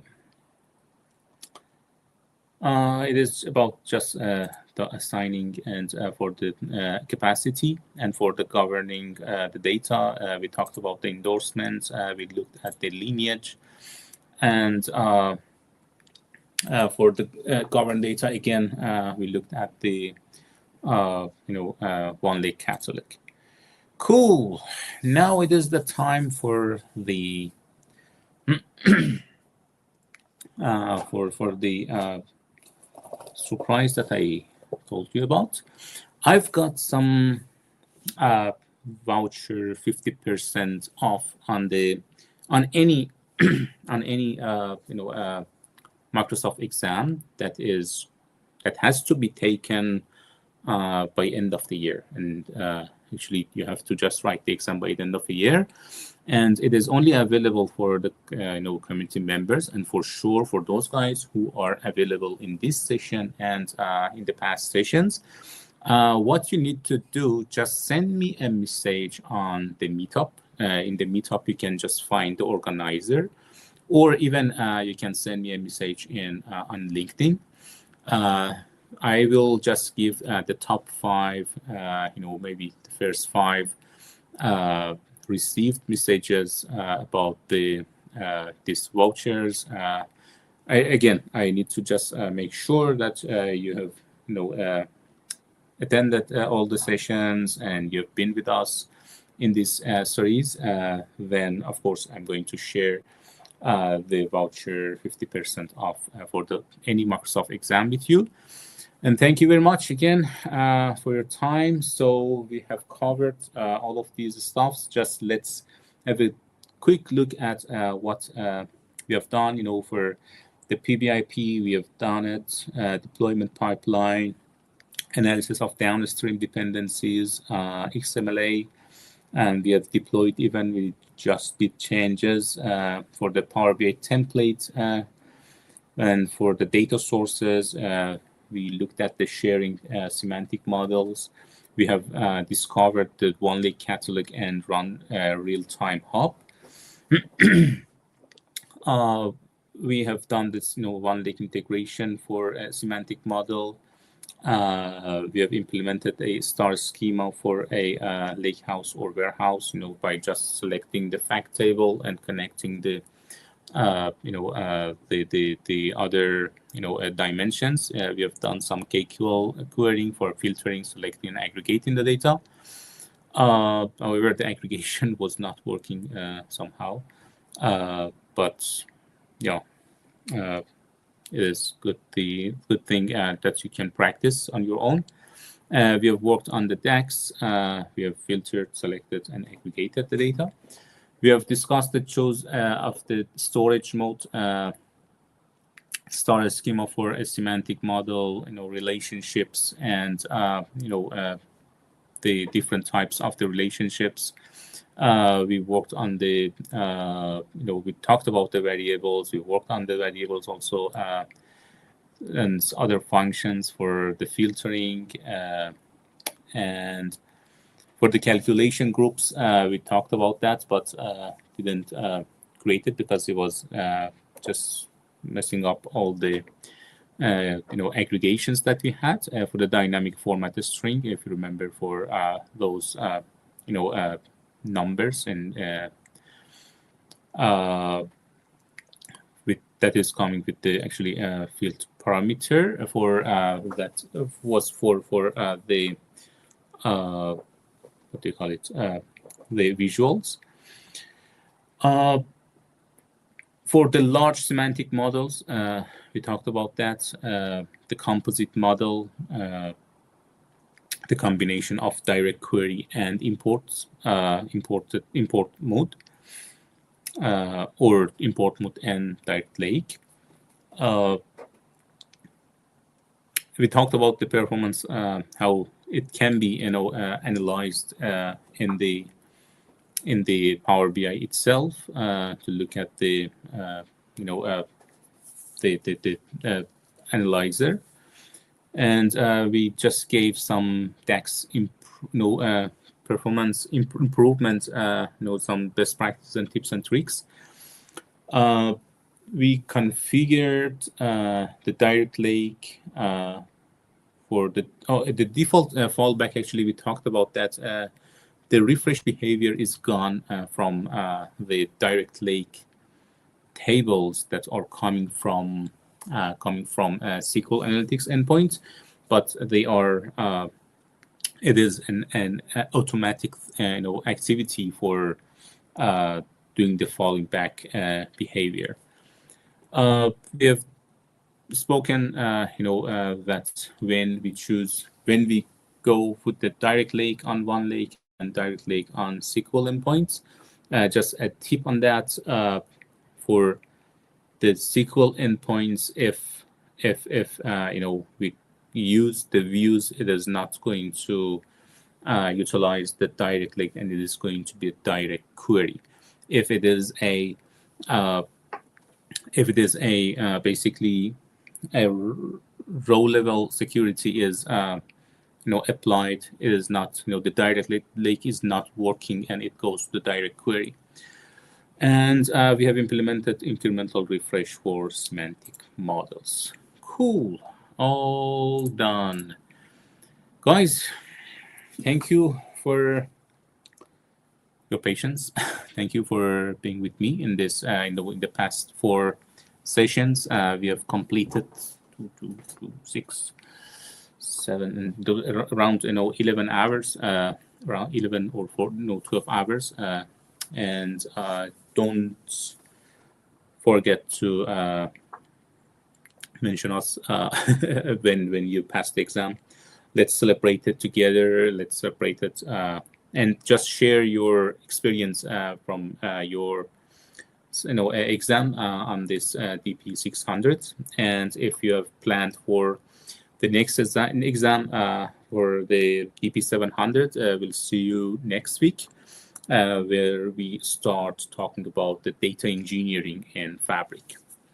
Thanks again. I'm just heading to thank you, Abhishek. Yeah, cool. Let's wrap it up. This is almost 4 hours just sitting. Awesome. Thank you very much for your energy and being with us. Have a good one. Enjoy your day, night, wherever you are. Cheers. Bye-bye.